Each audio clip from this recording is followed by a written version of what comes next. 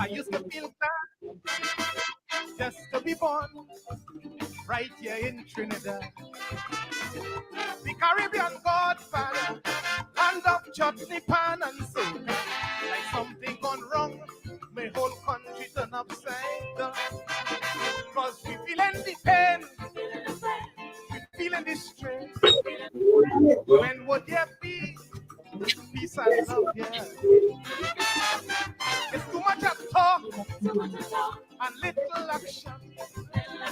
Like we need the master to solve the situation. I'm feeling the strain. Yes, it's pain, driving the country insane.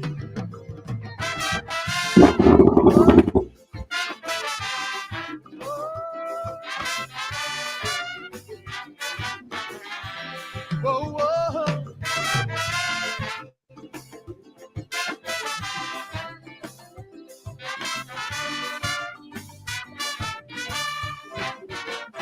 It's endless murders, robberies and rape, little children, seniors nonchalant.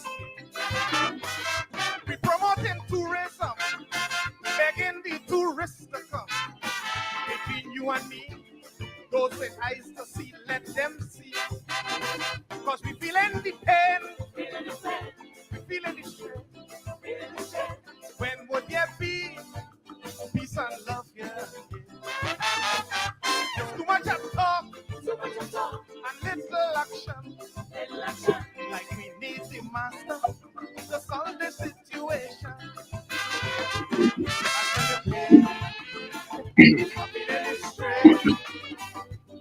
Yes, it's pain, driving the country insane. Did I know? Oh. Whoa, whoa.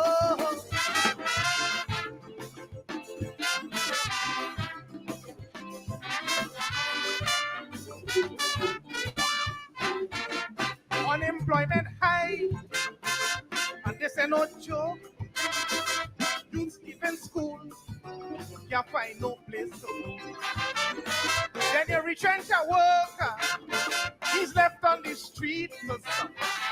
Not only he, you destroy the whole family. Because we feeling the pain, we feeling the strain. When would there be peace and love, yeah? There's too much of talk and little action. Like we need the master to solve the situation. We're feeling the strain. Yes, it's pain, driving the country insane. Oh, yeah. Oh, oh.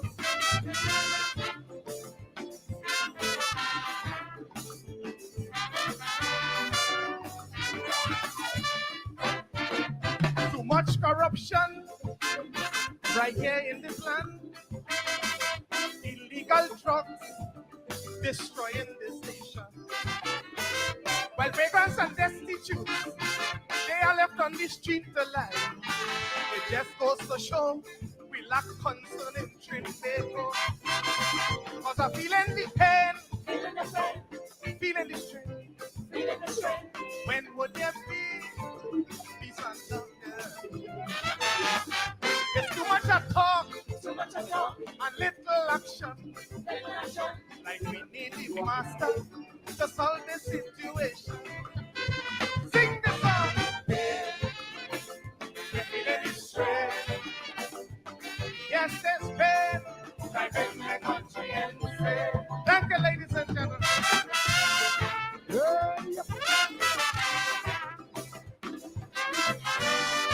Yeah. The diamond. And of course, that's the one and only D Diamond. I'm feeling the pain. Tommy, you with us? Yes, indeed, and sorry for the little delay. but I just got sidetracked a little. That is okay. I'm glad to be here. Yes, glad to be here. Glad to be here. Tommy, you feel any pain? I ain't feeling the pain yet. Oh, you ain't feeling any pain yet? But I'm feeling the pain for them.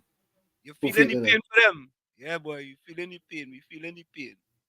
And Tommy, that is a song that I was driving in the car, Tommy.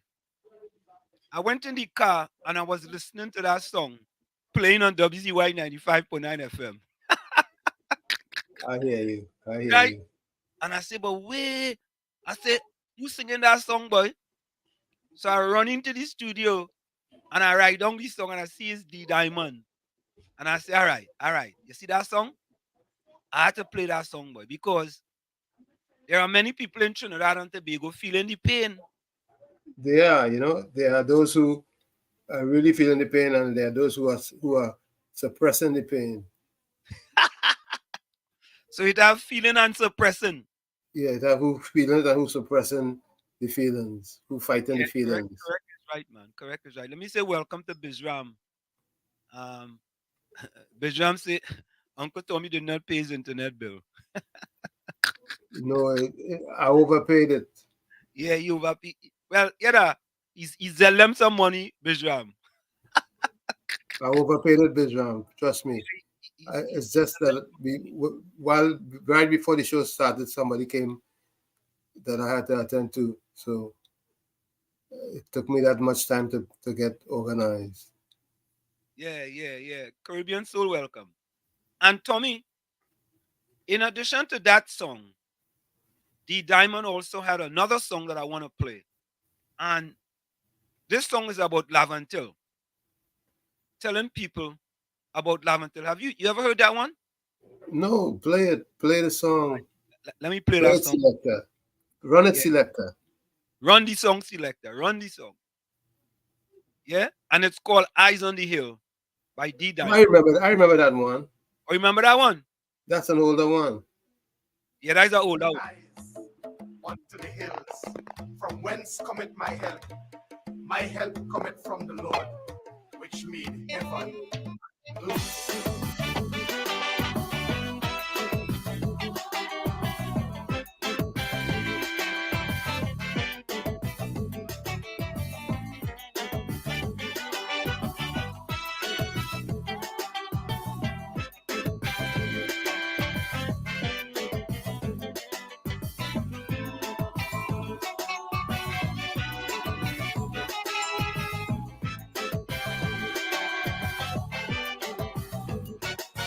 Ice is melting in Alaska. This is what the scientists say. So many countries will be underwater, but I don't want to see that day. All the buildings they put up on the waterfront, is he going to come and take what she wants?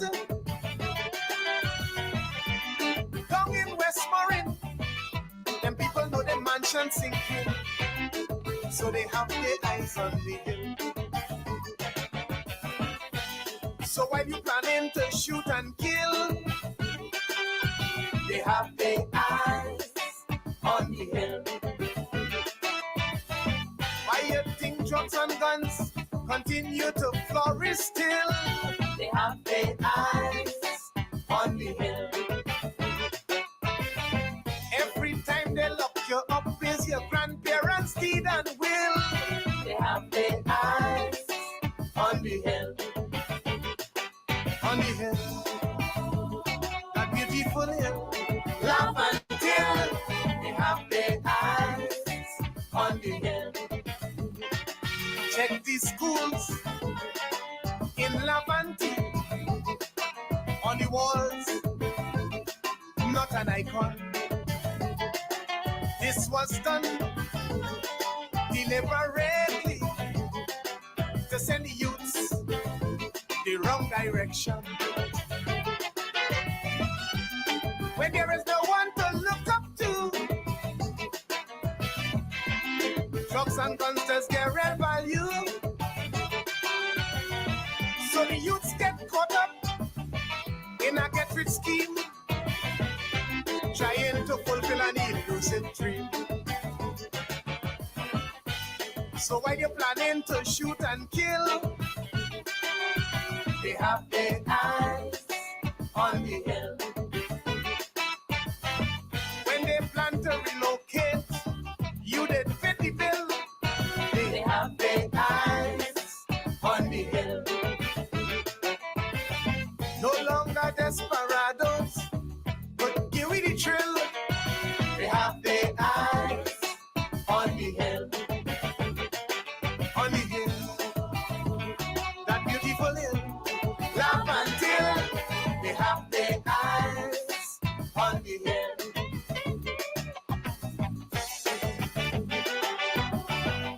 Such a beautiful place. The best view in the country, the best piece of real estate.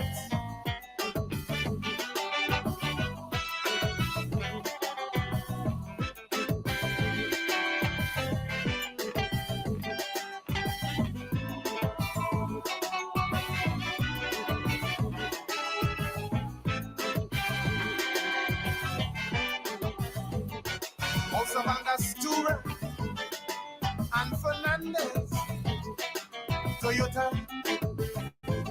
and Milan Massey, Citrus Growers, CGA, Myerson and TSTT. Continue to make money at the foothills of Laventille. But when you apply, no matter how you qualify, about your dress you must tell a lie. So when you're planning to shoot and kill, they have their eyes on the hill. While community leaders want their pocket filled, they have their eyes on the hill. No longer the banks will give you a loan to build. They have their eyes on the hill. On the hill, that beautiful hill. Laugh until they have their eyes on the hill. You never hear about these success stories coming out from Laventille. All they highlight is the negative things that flow from the hill. Remember this young lady who took the country in CXC? The public must understand this crime situation is about land acquisition. So while you're planning to shoot and kill, they have their eyes on the hill.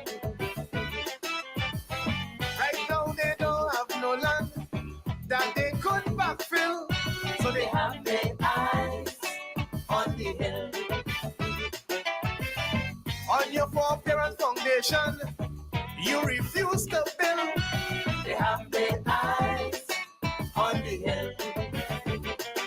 On the hill, that beautiful hill. Laugh until they have their eyes on the hill.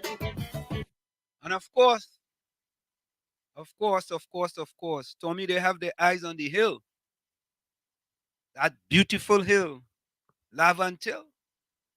Yeah? Excellent song, man. Excellent song. Unmute your mic, Tommy. Yeah.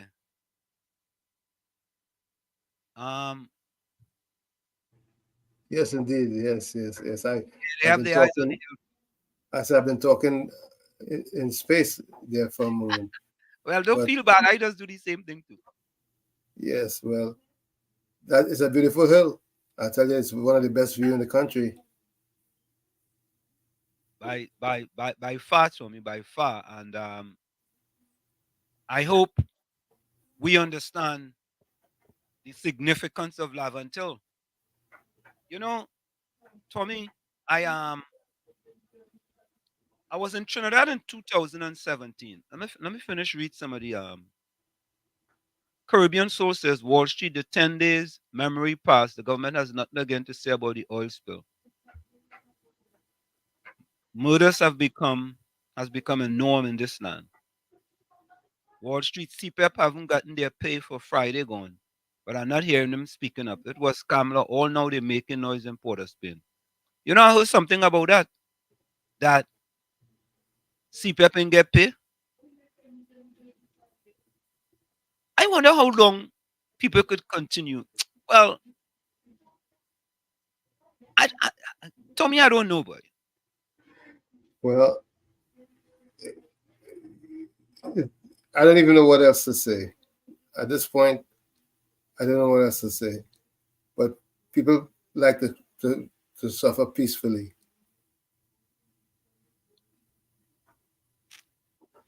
You know, sometimes I just wonder if I guess, Tommy, we were talking about slavery, right? And we did the research, and we were told that during slavery, most of the passive slaves were dropped off in Trinidad. In Trinidad, not even in Tobago, in Trinidad. And let me take this one.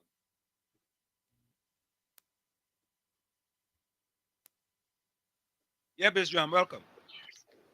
Yeah, welcome. I sent a video for you there. You will see that where the prime minister say he don't like the money sleep out. Can you play it? Okay, I'll play. I'll send it for you. Okay, I'll play. Yeah, All right, no problem. yeah. Yeah, Tommy. Yes. I am. I don't know, boy. I'm getting kind of lost these days. When I mean lost, it seemed like if because of slavery, where Trinidad, not Trinidad and Tobago, Trinidad got most of the passive slaves, and when we look at Jamaica, Jamaica got more aggressive slaves.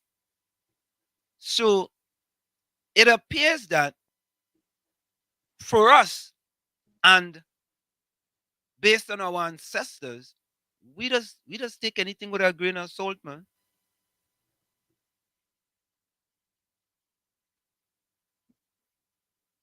We don't really we fight, but we fight for party. Of course. You know, Of course, our focus is just in the wrong space. Because when you really think about it, it should be country. It should always be country first. but we have gotten so sidetracked that we decide that it's party before country.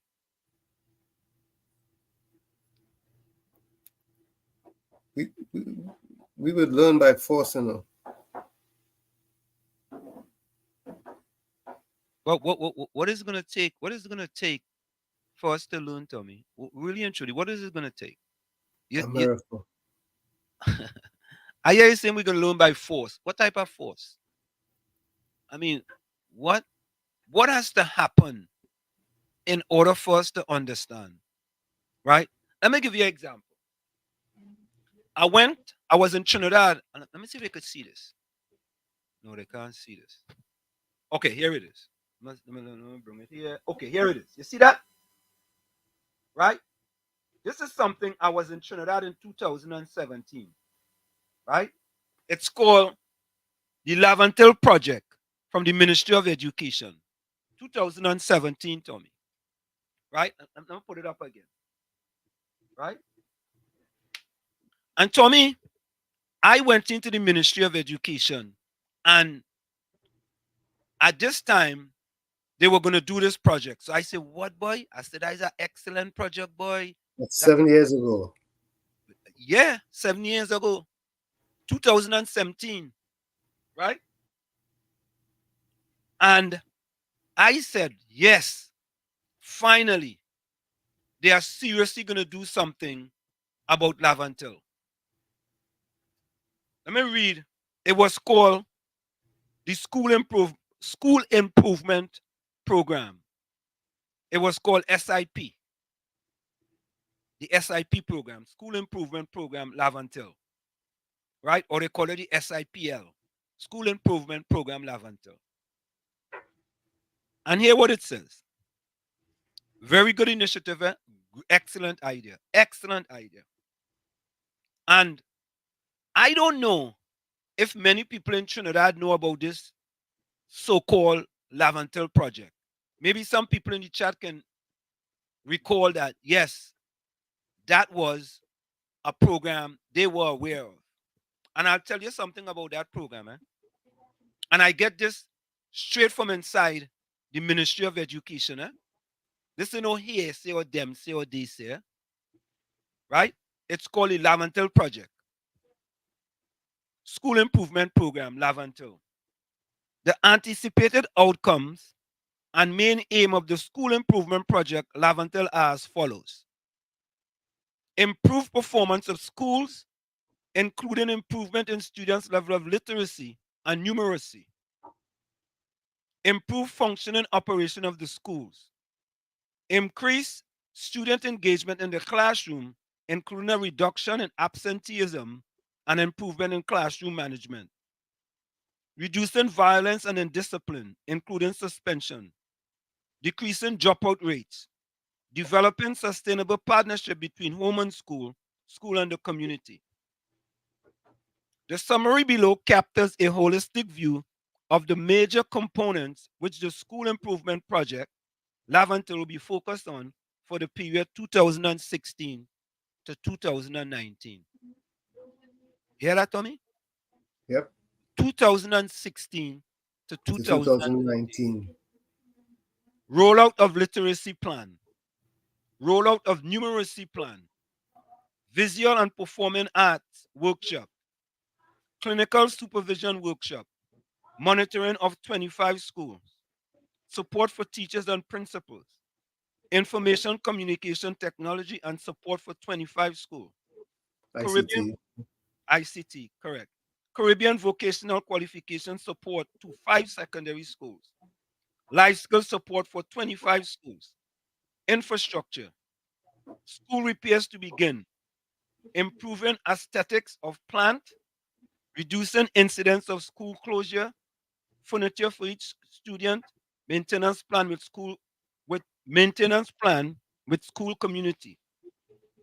Parenting student service division. Regular services by SSSD, that's the Student Support Services Division. Focus groups meeting for parents. Parenting and education workshop. Workshop for fathers. Increased referrals for troubled students. Right? And I could go on and on. And let me read this last one. Reduction of violence and indiscipline in schools. Supervision. Establishing school development programs in school. Empowering principals through leadership, government, integrated management. Discipline plans to be established. Shared decision-making committees. Stakeholder involvement. Empowering students. Promoting ownership of school by all. Monitoring by supervision. Deriving from the components listed above, the Laventille Movement Project has a calendar of events scheduled to be implemented between January to April of 2017. The task, as outlined below, represents some of the activities that the project will narrow down in order to achieve the specific goals and objectives set out. And then they give you between the time frame January to April 2017 with regard to the curriculum, with the support of Educational Facilities Company, promoting disciplines in school, SSSD parenting project, general activities, team visits. Based on the finding from the crisis management team, recommendations were made, which include, and they have recommendation, Tommy, and it went on and on and on. Tommy, Well, what I would like to know is what is the status? What was the outcome of that? that's what I'm wondering about, whether it was actually implemented and what became of it. What is the status of it to date? Well, Tommy, let me say something. A person inside the Ministry of Education told me this. What happened is that they selected a certain amount of schools. Now, if the person give me inaccurate information, I stand to be corrected. The person said that they selected certain schools, and the MP for Laventille West, his school was Gloucester Lodge. And Gloucester Lodge is not in Mouval Laventille or Laventille Mouval. And he wanted his school to be part of the project. And there was some infighting with people saying, well, your school, your primary school then, is not part of Mouval Laventille, right? And that caused some dissensions. So just imagine improvement for your community, and you want a school outside of your community to be part of the program. And listen, I sat down in the Ministry of Education and I was told this, and they gave me this report. Let me show you all the report again. They gave me this report. The report is called the Laventille Project, Ministry of Education, the Schools Improvement Program, Laventille. I would like to know what is the outcome of that project, Tommy. That's a very good thing to know at this point. Are there any persons we can call? Okay, you know what? Let me call the Minister of Education. Let me call the Minister of Education. Let me see if she will pick up. That's the only person I know to call. All right. Maybe you get lucky. Oh God, Tommy, I like it too bad, though.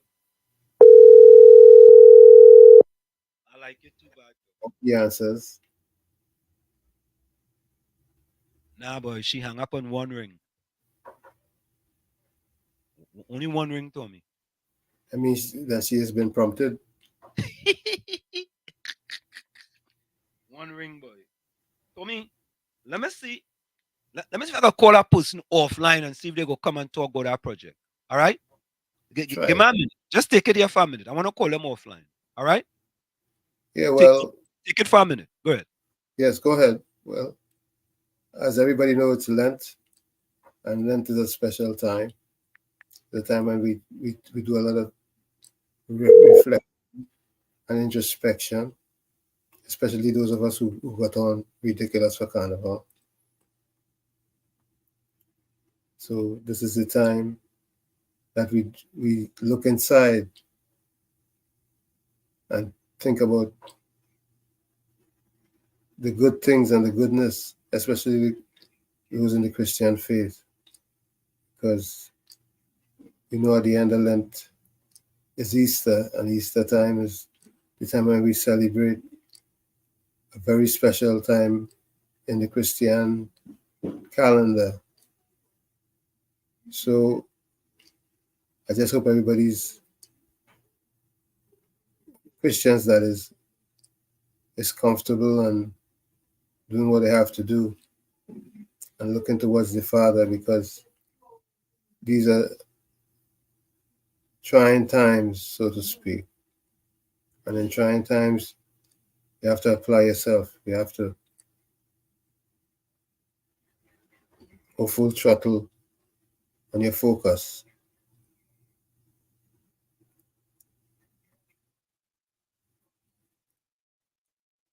Let me read some of what's being said in the chat here. Welcome, Darrell. Welcome. Good afternoon, sir. And then we have Nina Simone, Descent. Good evening, Nina. Hope you're having a good Sunday. Hope all is well. Hope you had a good carnival too. And that you're having a good Lenten season, if it means anything to you.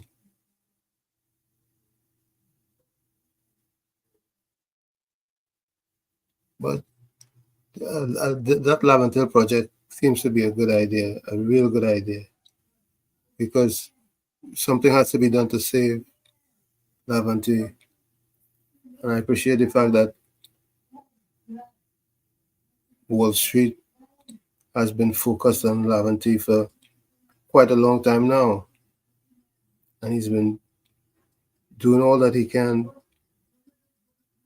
to do, at least to make an effort to save the youth of Laventille. But then he needs the cooperation of those who have the authority. Are you there? Yeah, Tommy, I'm back. So, yeah, I hear you. I just called an individual who was part of the program, but they can't talk right now because they're in an All Fours game. Wow. Right? So, that is the person who I was put in contact with in order, with respect to this Laventille project, the Laventille project. You know? And Tommy, it's sad, you know? And Yeah. there was some, and I think they had allocated a good amount of $1 million to that project. But we don't even know what came out of that project. And I thought that could have been an excellent project, Tommy. Excellent project. But obviously, if something had happened substantive or noteworthy, you would have known. You agree? Well, you know, sometimes things is done and you really don't know. Okay. But I want to think that with all the difficulties we have heard with respect to schools in Mouva and Laventille, it appears that there is much left to be desired. You know? I want to believe so. Yeah. I want to believe that there's nothing in place or nothing has happened. Because you would have heard, you would have known. Someone would have been happy to inform you, or even those who are in authority would have been happy to beat their chest. So what you say, they can't beat the chest? Well, if they were beating the chest, we would have seen. Tommy, I was so enthusiastic about this idea. And I told them, I said, listen, if you guys want me to come and go to all the different schools, you guys, let's work something out. And I will make sure and be there to go to these kids and speak to these kids. Because I thought it was an excellent initiative, man. I thought it was a splendiferous initiative. You know, I think the thing just, nothing happened. Because I know for a fact, Tommy, if something had happened, I would have get a call. Somebody would have called me and tell me, boy, Anselm, here's the things that happened, boy. I ain't get no call. I figured that. I figured you would have heard if there was something positive that had happened with that project. You know, it's funny, Tommy, that, do you know how I came up on this? I was looking through some papers, right? And I see this thing come up. Government of the Republic of Trinidad and Tobago, Ministry of Education, the Laventille Project. And they have houses up in the hills of Laventille. And I said, wait, I remember this project. I remember this project. I remember when they started it. And I remember the controversy with the member for Laventille West. I remember that.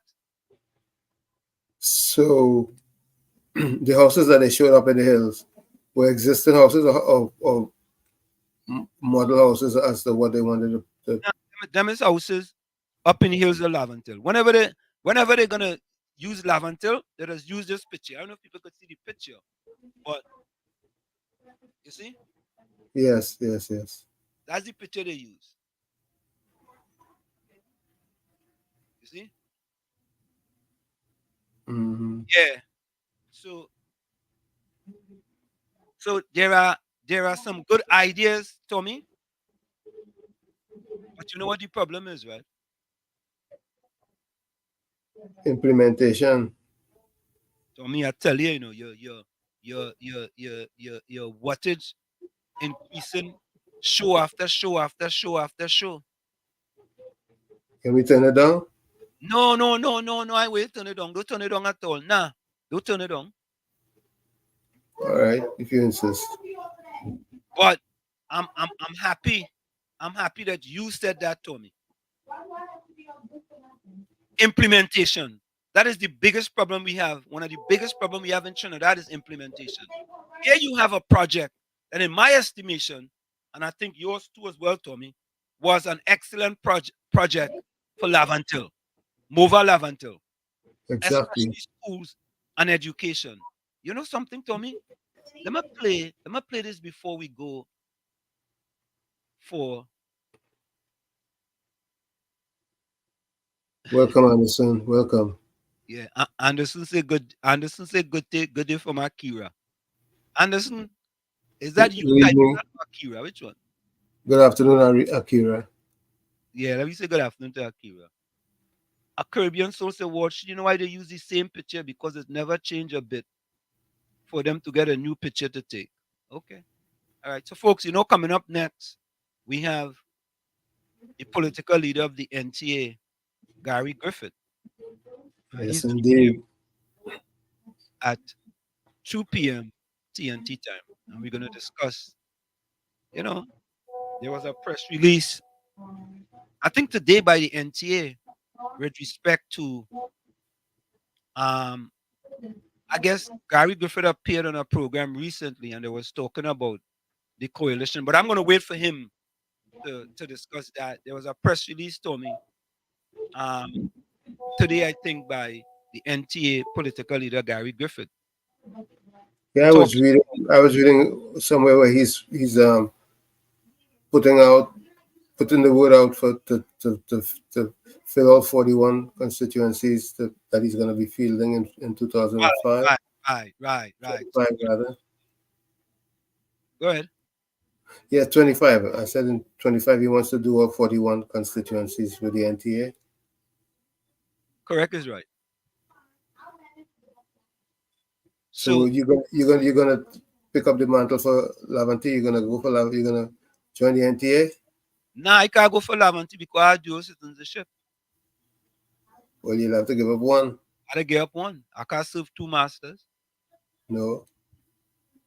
You know what I'm saying? You can't serve two masters. They told you that loud and clear. We here in the United States could have dual citizenship and become a senator. But in Trinidad and Tobago, we cannot have dual citizenship and become a member of parliament in Trinidad and Tobago. Anyway, folks, stick and stay. It's Sunday Talk, Let's Talk Politics with yours truly, Professor Wall Street, Uncle Tommy and you on WZY 95.9 FM. Stick and stay. We'll be right back after this short message. Don't go nowhere. You're listening to WZYE 95.9 FM. You are listening to WZYE LP 95.9 FM, the most influential name in Caribbean radio in the tri-state area. Broadcasting from East Orange, New Jersey. The most influential name in Caribbean radio. WZYE 95.9 FM. We are back with you. It's in the village with it's on the talk. Let's talk politics. Don't we doing so much? Eh? Oh, yeah. 95.9 FM. We come to you every Sunday from 1 to 4 p.m. We come to you every Sunday from 1 to 4 p.m. Sometimes it's 1 to 3 p.m. Sometimes it's 1 to 4 p.m. So Tommy, that's 1 to 4 p.m. in Trinidad. On the East Coast in the United States, it's from 12 to 3 p.m. yeah, let me try to get Mr. Griffith on the line. Hold on a minute. So, folks, we're gonna try to get Gary Griffith on the line. Let me see here. Okay, hold on. There we go. I don't want to do that one, man. Hold on, Let me try here.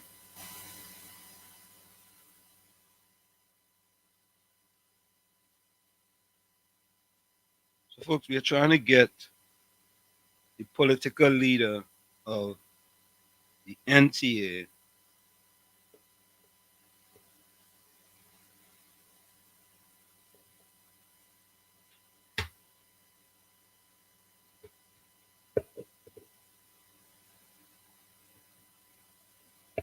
Okay, let's hold on a minute.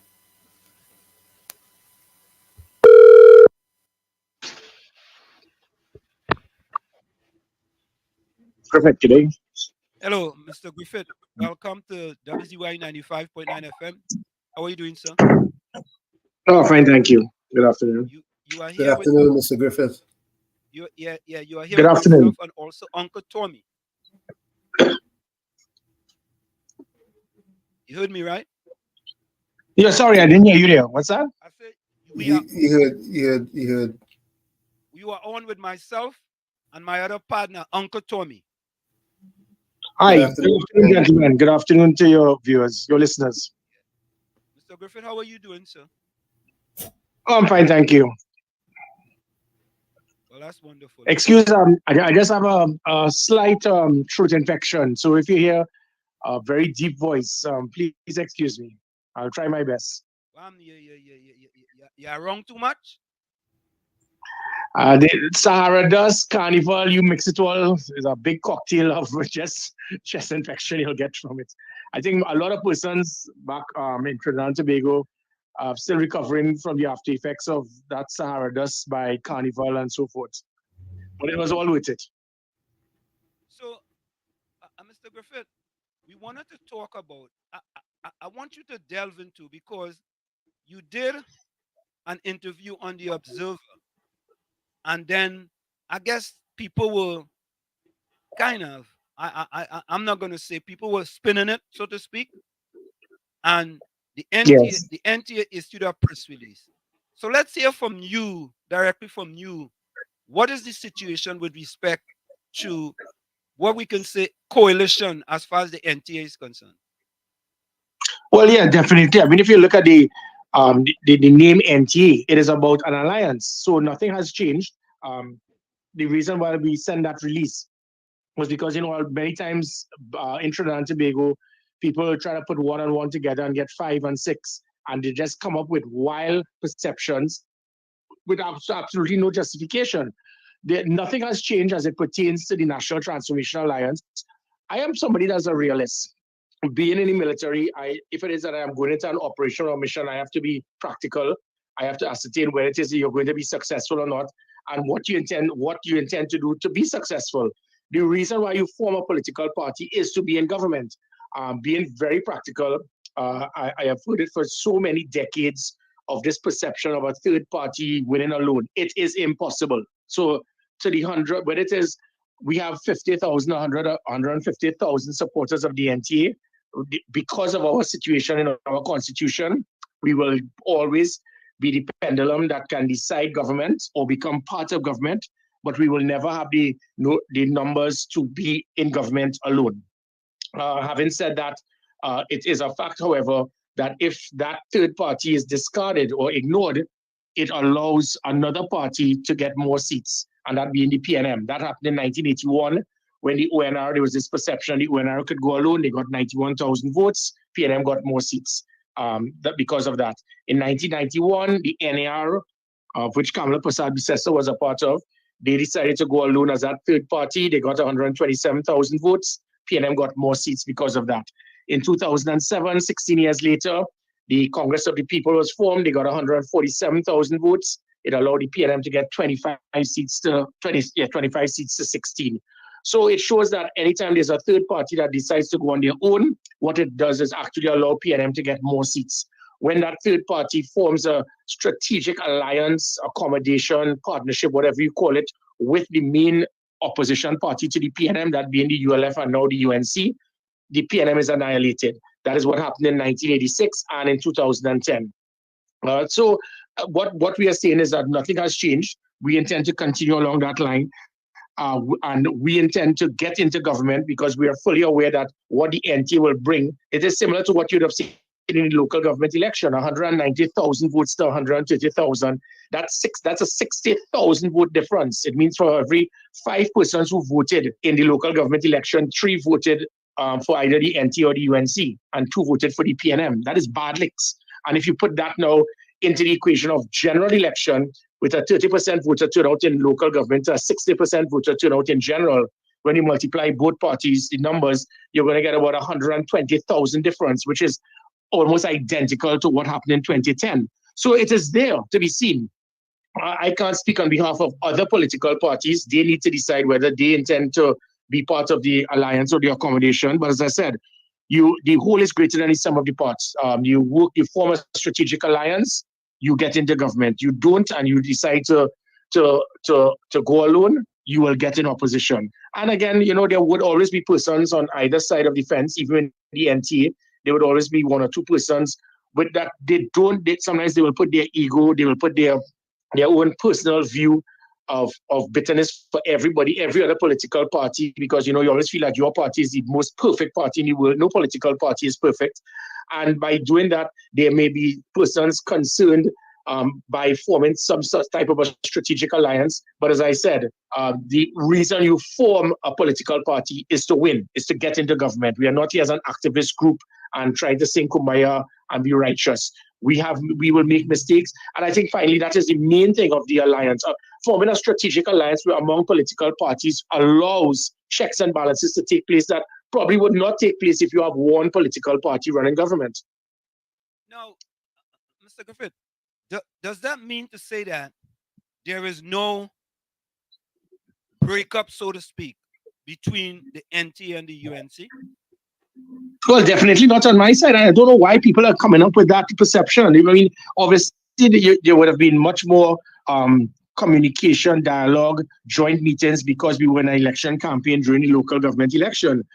That is not, there's no election at this time. So both political parties will probably be putting focus on their own business, seeing about getting their own house in order, which is the right thing to do. Try to build your base, establish your base, work, communicate with other parties, try to put your election machinery in place, start looking for possible candidates. And the same, I know there's this concern about the NT putting out the request for 41 candidates. The UNC did the same thing just a month ago, and it was not a concern, and there's nothing wrong with that. This is not to say that all the UNC and the NT will all go up for 41 seats.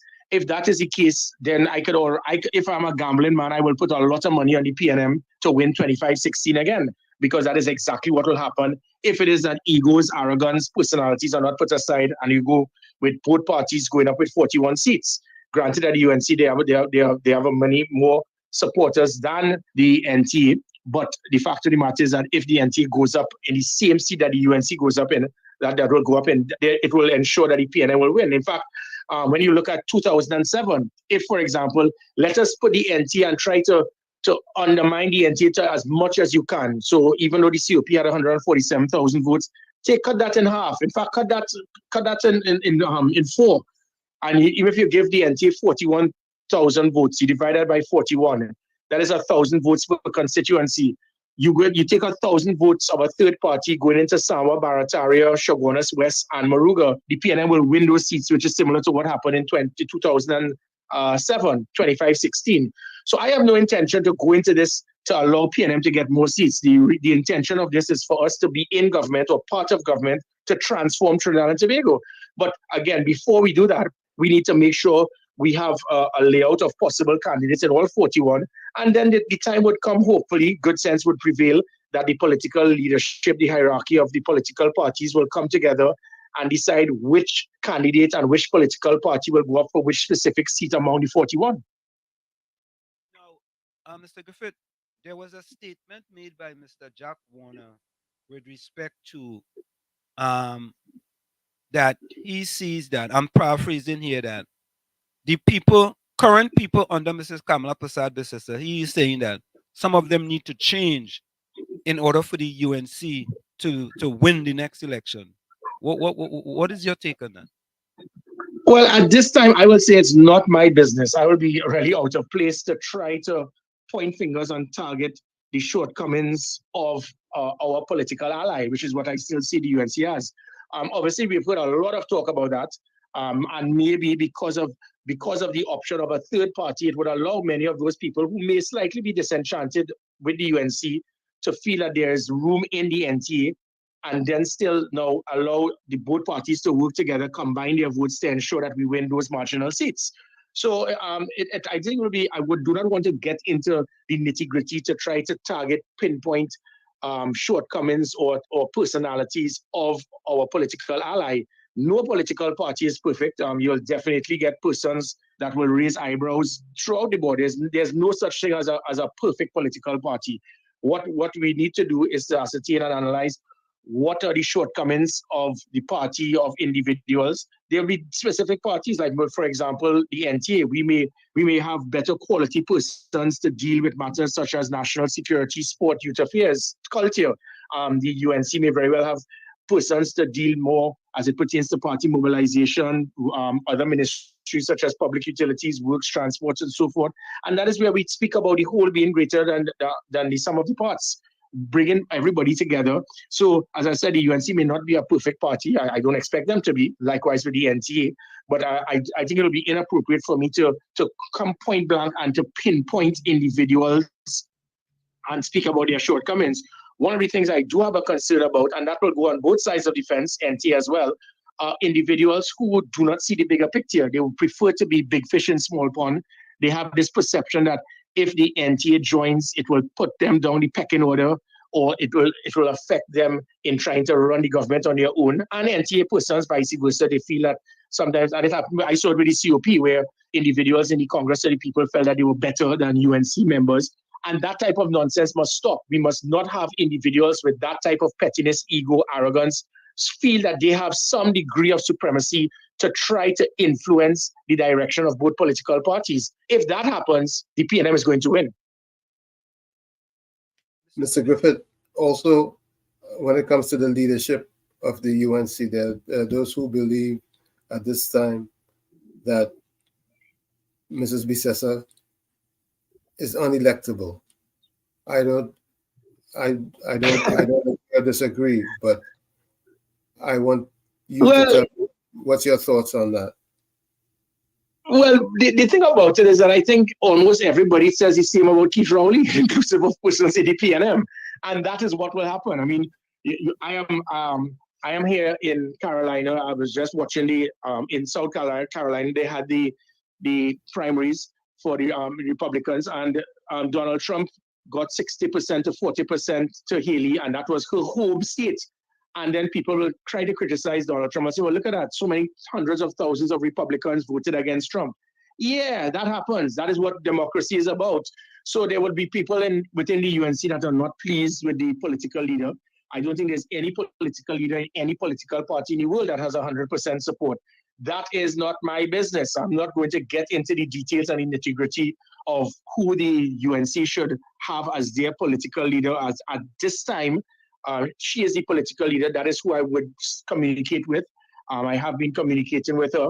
And if it is that the UNC decides to make their changes, then we will have to look to see who would be the new person if that is agreed upon. But in the meantime, I am going to be communicating and having dialogue with who has been appointed as the leader of the UNC. I am not here to point fingers, to target, to discredit, or to sing praises. My job is to respect the decision made by those people who will be forming an alliance with. And if it is that there are shortcomings, which again there would be, it is my right to voice a concern, because what I do not want is to ensure that we find some degree of cosmetic alliance, and then when we get into government, we then have concerns that it is too late. We need to be very transparent. That's what I intend to do.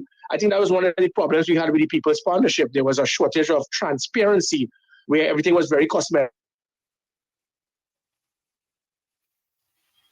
Mr. Griffin? Okay, that's folks. That's WhatsApp connecting. That's why I should have.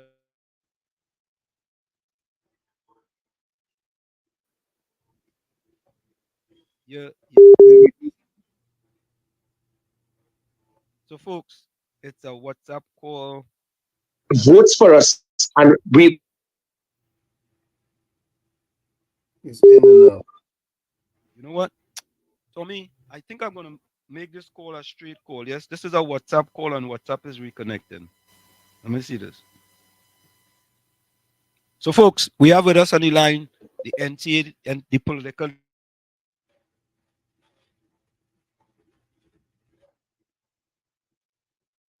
Political leader of the NTA, Mr. Gary Griffiths. Are you there, Ansel?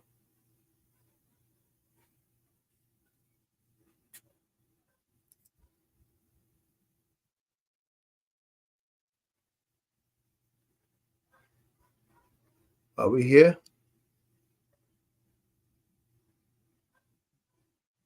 Are we reaching? I'm hearing nothing.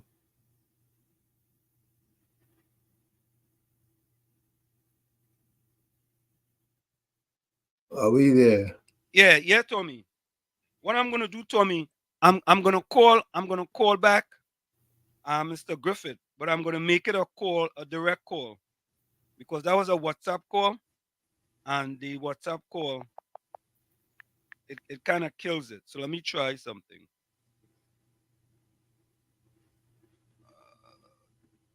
Let me try something else here. Hold a minute, folks.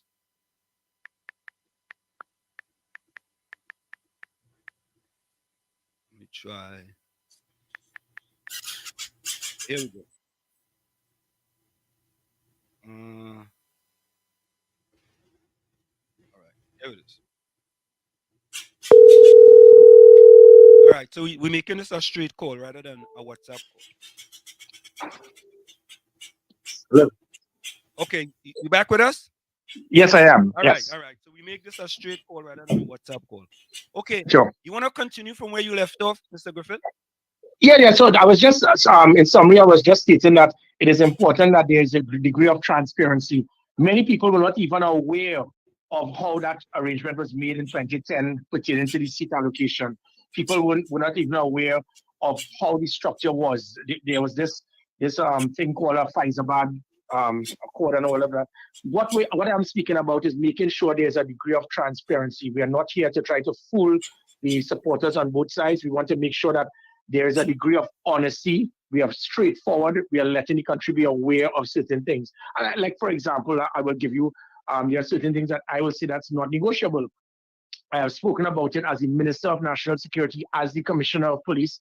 If it is that I give the assurance to the country, we will fix this country as it pertains to crime.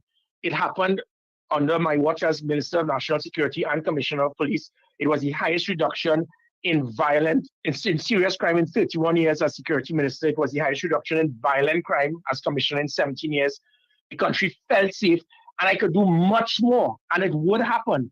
But certain things I am not going to be negotiating with as it pertains to, say, for example, government officials giving state contracts to questionable elements that they use the profits towards purchasing more weapons, hiring more gang members, putting hits on other gangs to get their contracts. You put an end to those things. So those are the things that I had some concerns with as a security minister, as a commissioner of police under the PNM government, where we got the information, and you would have heard the clash with myself and the present prime minister when, in a very foolish manner, he was trying to justify, well, these gang members are citizens too, they have a right to apply and they have a right. Nonsense. Somebody might be a terrorist. Because we have not arrested you as a terrorist, we're not going to give you a contract to paint the White House in Washington. So let's be realistic. When you give these gang members all of these tens of millions in state contracts, you give them a $5 million contract to build a $50,000 box train, they are not using it to help their community.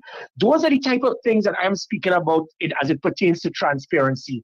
The NTA is not going to come into government and then we realize there's a minister appointed who is into the same type of governance that we have seen with several PNM ministers by playing with filthy animals, knowing that you will get fleas.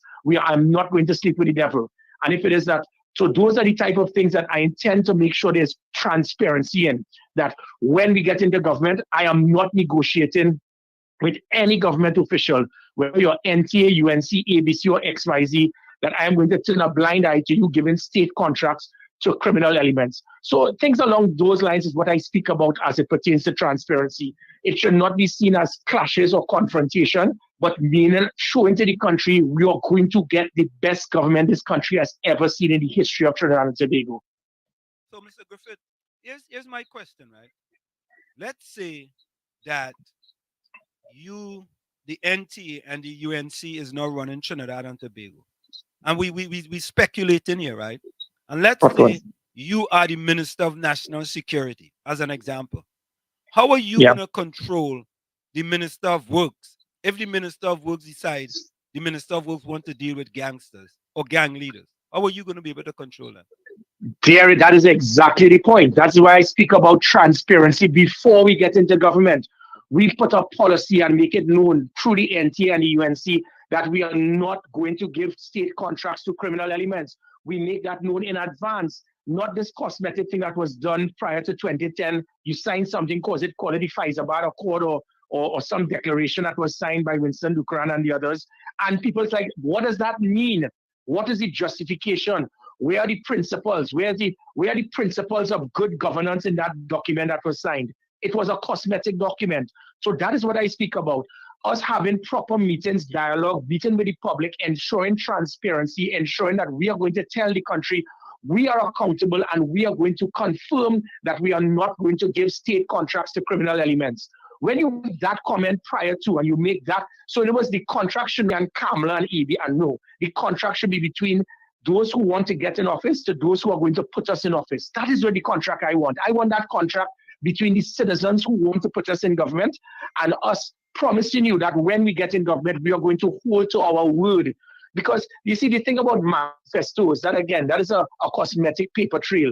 We intend to put what is going to be seen as a roadmap towards good governance, something never seen before. We are going to explain how we are going to improve infrastructure, works, public utilities, national security, the economy, the environment, youth, culture, sports, the economy. And by doing that, we are going to show how we are going to get to that. Not by making promises on a glossy manifesto with lots of photographs of building big roads and bridges, no. And that is an example. So by both parties coming to an agreement, and there will be certain things probably that the UNC may have that they will say, listen, there are certain things that we see in the NTA that we feel you may want to go down a certain road. We do not want that to happen. When we clear these little hurdles, it will ensure that we wouldn't have the issues that took place in the People's Partnership from 2010 to 2015. And that is my point. We rushed in there, and then all of a sudden, the COP had certain principles that they were concerned with, vice versa, and then all hell broke loose. I am not going into a marriage of convenience. I am going to make sure this marriage remains for 5 years and to go on. And the only way it can be done is ensuring proper transparency, making sure that the decisions that are made between the political parties can be adhered to, that we have a common goal, a common objective, and we will now be able to achieve the mission. So what I'm hearing you saying, right, Gary, is that if you have a minister is not holding up due to the policy was assigned previously before you get into government, that minister should go? No, not at all. What it will show is that I will be able to say as the Minister of National Security, hey, There's a cabinet note here giving Mr. X a contract to build a $50,000 box train at a cost of $5 million. This person, based on the intelligence we have from the special branch, from the SSA, from the Defense Force Intelligence Unit, is a clear and present danger. He has terrorist links. He has been involved in criminal activity. He is not to get this state contract signed by cabinet. That is the point, because it gives the Minister of National Security that authority to come to cabinet and say, remember, this is one of the principles and the points that we had prior to getting in government. So it is no longer going to be a clash and an argument in cabinet about, well, people are entitled to get in a contract, and then he's not in jail, so he has a right to, and these are our supporters. I'm not going to be in a debate in cabinet with that, because we have come to principles prior to getting in cabinet, prior to getting in government.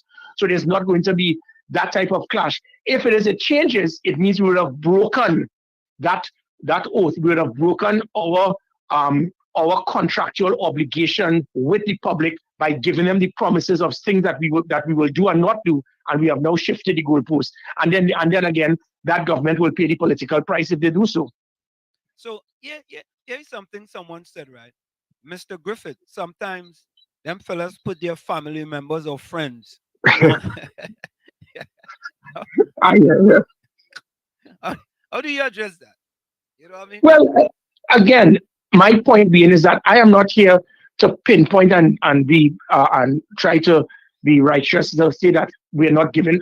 I am speaking about if there's a blatant and present danger of gangs getting state contracts, and we know that they use the profits towards purchasing more drugs, purchasing more weapons, using the funds to pay off rogue elements in the law enforcement agencies to turn a blind eye, putting hits on other gang members to get their state contracts. We must stand firm and say we are not going to give these individuals contracts. And it's as straightforward as that. So this is not about, I'm speaking about this as one example. There are so many things we can do prior to getting in government to ensure that we have built a proper foundation of mutual respect, understanding, and knowing what is required to ensure this country can prosper. You know what I'm hearing, right? The Prime Minister of Jamaica, Andrew Holness, had made statements regard to giving gang leaders contracts, and I'm paraphrasing it. He says that his government is not going to have any of that, and that needs to stop, if it is happening. So is that the same kind of thing that I hear you were talking about, right? Yeah, definitely. And it's a total contrast to Keith Rowley. If you recall, as Commissioner of Police, I said it.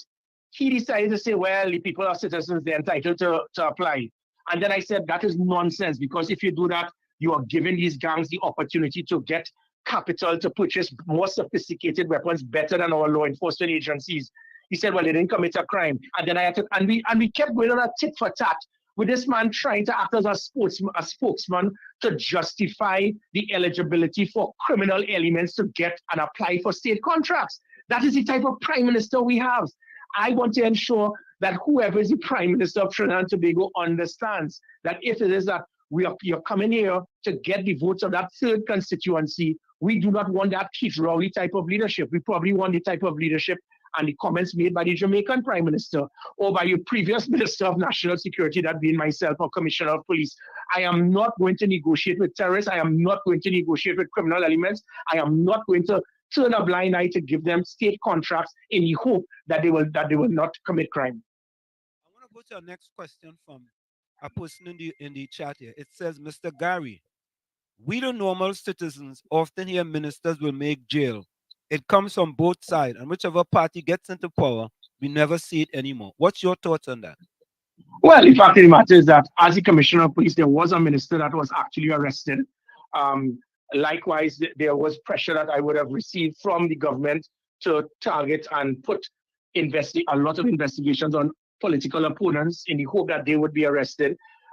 That, again, there's a situation where the police service, they must be transparent, they must also be very independent, and they must not be in any way influenced by government officials. What I saw in this present government is very close to what is known as democratic dictatorship, where all that you have done in 9 years so far in government is to try to say that the other side, they thief, they corrupt, they're drunk, and that is all they do. So they have spent all of their time, and again, even me as Commissioner of Police, every single thing for them was to find out how close I am to arresting political opponents. That is madness. And anybody who is a PNM voter or supporter, how could you want this?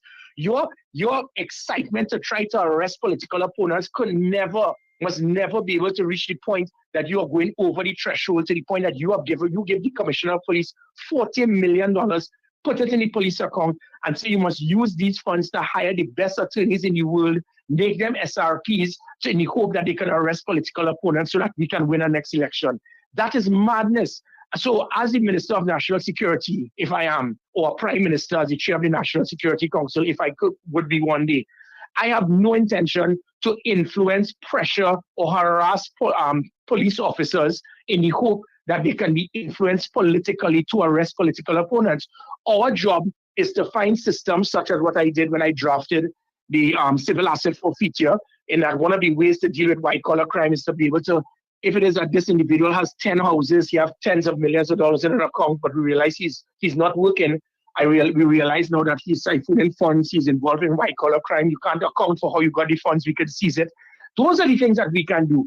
Our job is to put legislation and policies and provide the assets, the resources, the tools, the units, the technology for our law enforcement agencies to properly investigate all persons, regardless of the position that they hold, and regardless of whether you're in government or opposition. That is how I intend to operate. Now, Mr. Griffith, do you believe the UNC can win a general election without the NTA? Well, I don't. There are people saying that I shouldn't comment on this. All I will state is that the UNC previously was known as the ULF. Let's go back to history. The ULF/the UNC attempted to go on their own in 1976. They were defeated comprehensively. They did it in 1981 when the ONR formed their own party, and they lost comprehensively. They then went in 1991 and they were defeated. They then, again, in 1995 on their own, they did not get the majority of seats. They had to form the accommodation with A&R Robinson. 2001, they attempted it, they were defeated. 2002, they attempted it, they were defeated. 2007, they attempted it, they were defeated. 2015, they attempted it, they were defeated. 2020, they attempted it, they were defeated. So in other words, there have been 8 or 9 instances in the last 50 years of the UNC/the ULF attempting to go on their own. They have lost every single time, bar once, and that lasted a few months. Is it that the UNC is strong enough that, as similar to the Basdio Pandey UNC in 2000 when they won on their own, and that lasted a few months? That is not for me to decide. But if anybody just do the maths, they will understand. And this is nothing against the UNC, because when you actually look at the voting turnout of the UNC, at times it could be even more. But how our constituencies are shaped, it allows in such a way that the UNC may actually have more support than the PNM, but they cannot win because of the corridor where there's not that amount of UNC support from Diego Martin goes straight to Arima, especially when you're looking for those marginal seats such as St. Joseph, Lupino Bonaire, La Joqueta, Talparo, Davide O'Meara, Arima, and then we also look at the San Fernando West, the Moruga, and the Sangre Grande. Those seats on the marginals have always been won the majority by the PNM. So, as I am not here to point fingers and to threaten the UNC or anything like that. I am just humbly giving the data that the UNC have never won on their own, other than one occasion, and that lasted a few months. And especially anytime there are third parties, the UNC could have never won on their own, which would have been in 1981, 1991, and 2007. And in fact, anytime there's a third party that goes with their own candidates, it ensures that the PNM wins by a wider margin. I don't think that the conversation is even worth being discussed, because if it is something worked in the local government election and you see it fit to change it, you don't change a winning team. So my take on it is that I still don't, if it is that the UNC decides to go on their own, that is their right. I am not here to threaten them, to bully them. I am just here to give the data of the political history. And if at any time any political parties, they go on their own against the PNM, it spells success for the PNM. Gary, do you believe that Michaela Pandey with the Patriotic Front can have a significant impact in the 2025 election? General election? Well, honestly, I don't know. I'm not here to discredit or disrespect any political party. Every political party has a right to be a political party. The Congress of the People, there'll be all sort of negative comments about the Congress of the People, but they are still a political party. They may have 10 members or 1,000 or 10,000. That is irrelevant. They're a political party and they must be respected. They should be. As it pertains to this party, I think they've been in existence for about 2 or 3 years. One of the ways to show your strength is to be in an election. They have not been in an election, and that means that you now become an activist group. So you can't be saying that you're a political party, but you're not taking part in politics. That is the time when it is that you will see your wit, you will see your strength, and then you will step up. So it is difficult to judge and measure the strength of our political party if they've never gone into the political ring. And so I think that is what is important. My personal belief is that they will not have an impact as it pertains to the corridor, which will be the marginal seats, which involves the Congress of the People /NAR/ONR/NTA type voters in the corridor. Their support base may primarily be in the same UNC areas in southern and central areas. So what they may have more support in would be of the many seats that the UNC presently possess, but the UNC will usually won those seats by several thousand votes. So going into there and going into that battleground, it may just slightly diminish the success of the UNC in those UNC seats that they have won. But as it pertains to the marginal seats, which will be in the corridor, I have never seen anyone in that party stepping up to say, well, I am a person in the corridor. So like, for example, the National Transformation Alliance, the corridor, you would see that is where I was comfortable that I could have walked throughout in the local government election, be it Laventille, in the hills of Laventille, Sealots, Beetham, Lupino, Bonnier, or the hills in Arima, Scorpion and Caranage, Paramin and Maraval, where even the political leaders of the PNM have never walked. Because the NTA, we have that strength, we have that respect, we have that substance, not just Gary Griffith. There are several persons in the NTA who are very well respected in that corridor. And the corridor is a critical element. So the main thing about third party is how much support you have in the corridor, that area from Diego Martin to Arima, inclusive of Point Fortin, San Fernando West, Sangre Grande, and Moruga. So that is what is important. That party that is there, as I said, they've spent 3 years. You can't show your political vote unless you get into the political ring.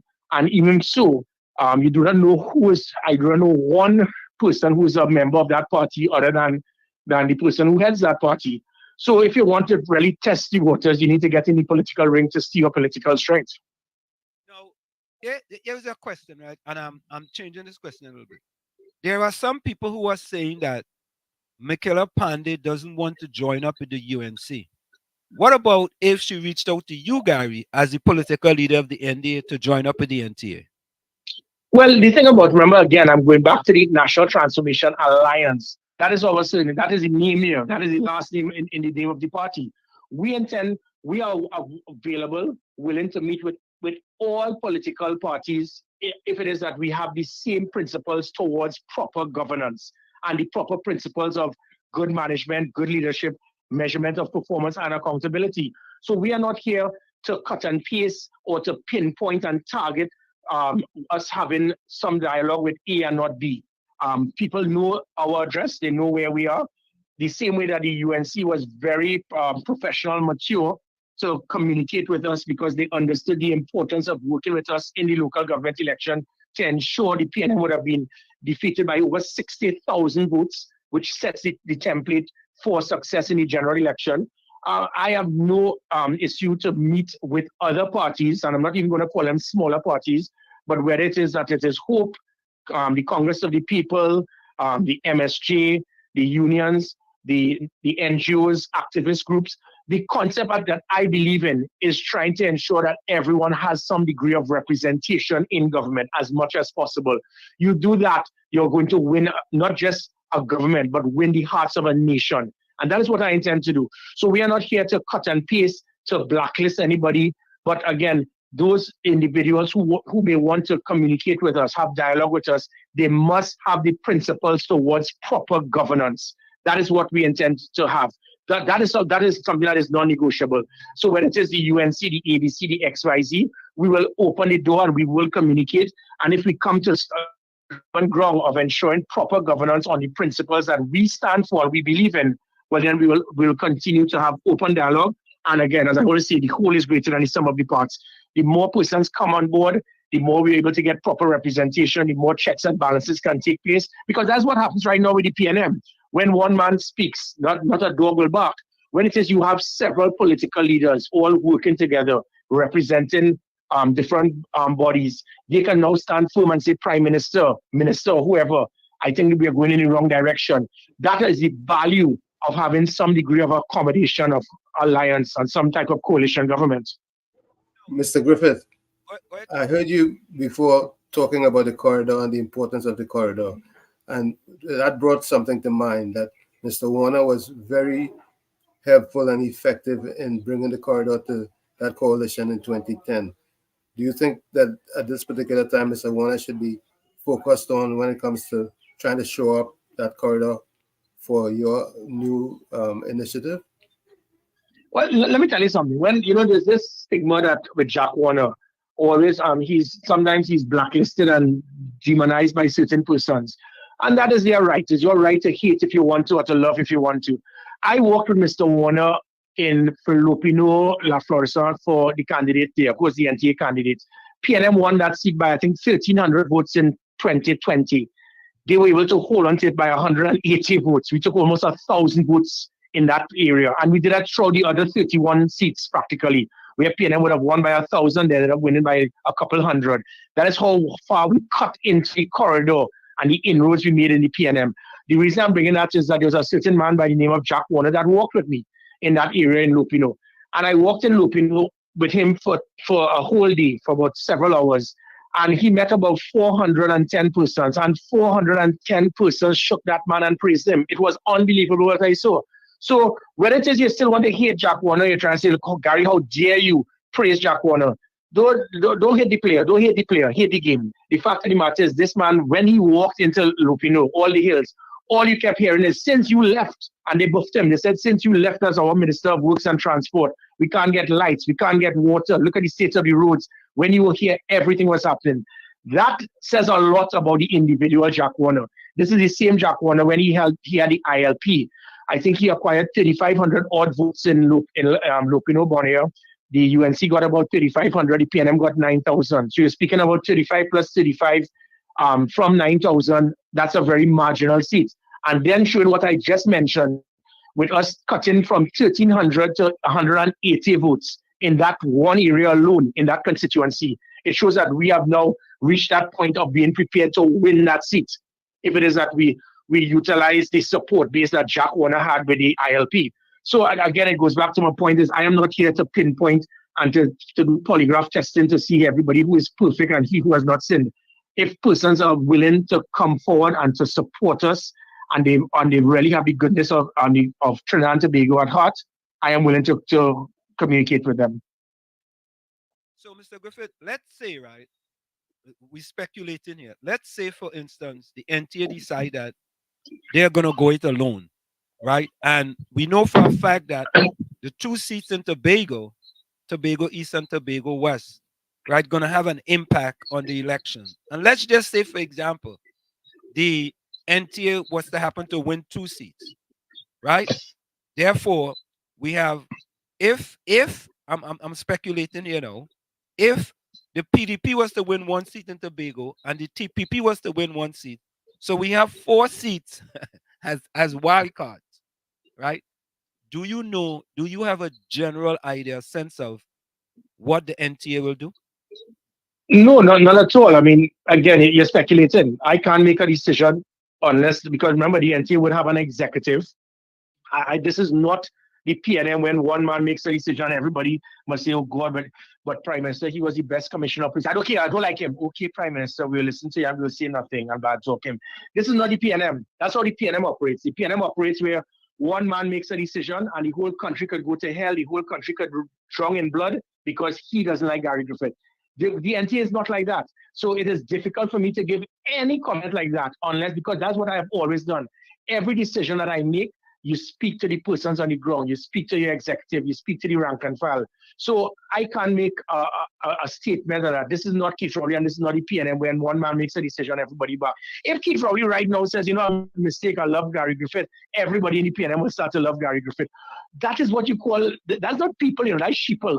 And I have no intention for the NTA supporters to go down that road that Gary Griffith makes a decision and everybody must blindly support and listen to. I want to hear your decision. I want to hear your views. So it is difficult for me to give a comment based on speculation without actually speaking to an executive. What I can say, however, is, as I said, the reason why you form a political party is to get in government. If it is that we have some bargaining chips on the table, I will think it is appropriate that we should want to be part of that bargaining chip and to be part of government if we have the capability to do so by winning a few seats. I want to shift it a little bit, right? Let's say Gary, the coalition with the NT and the UNC wins the election.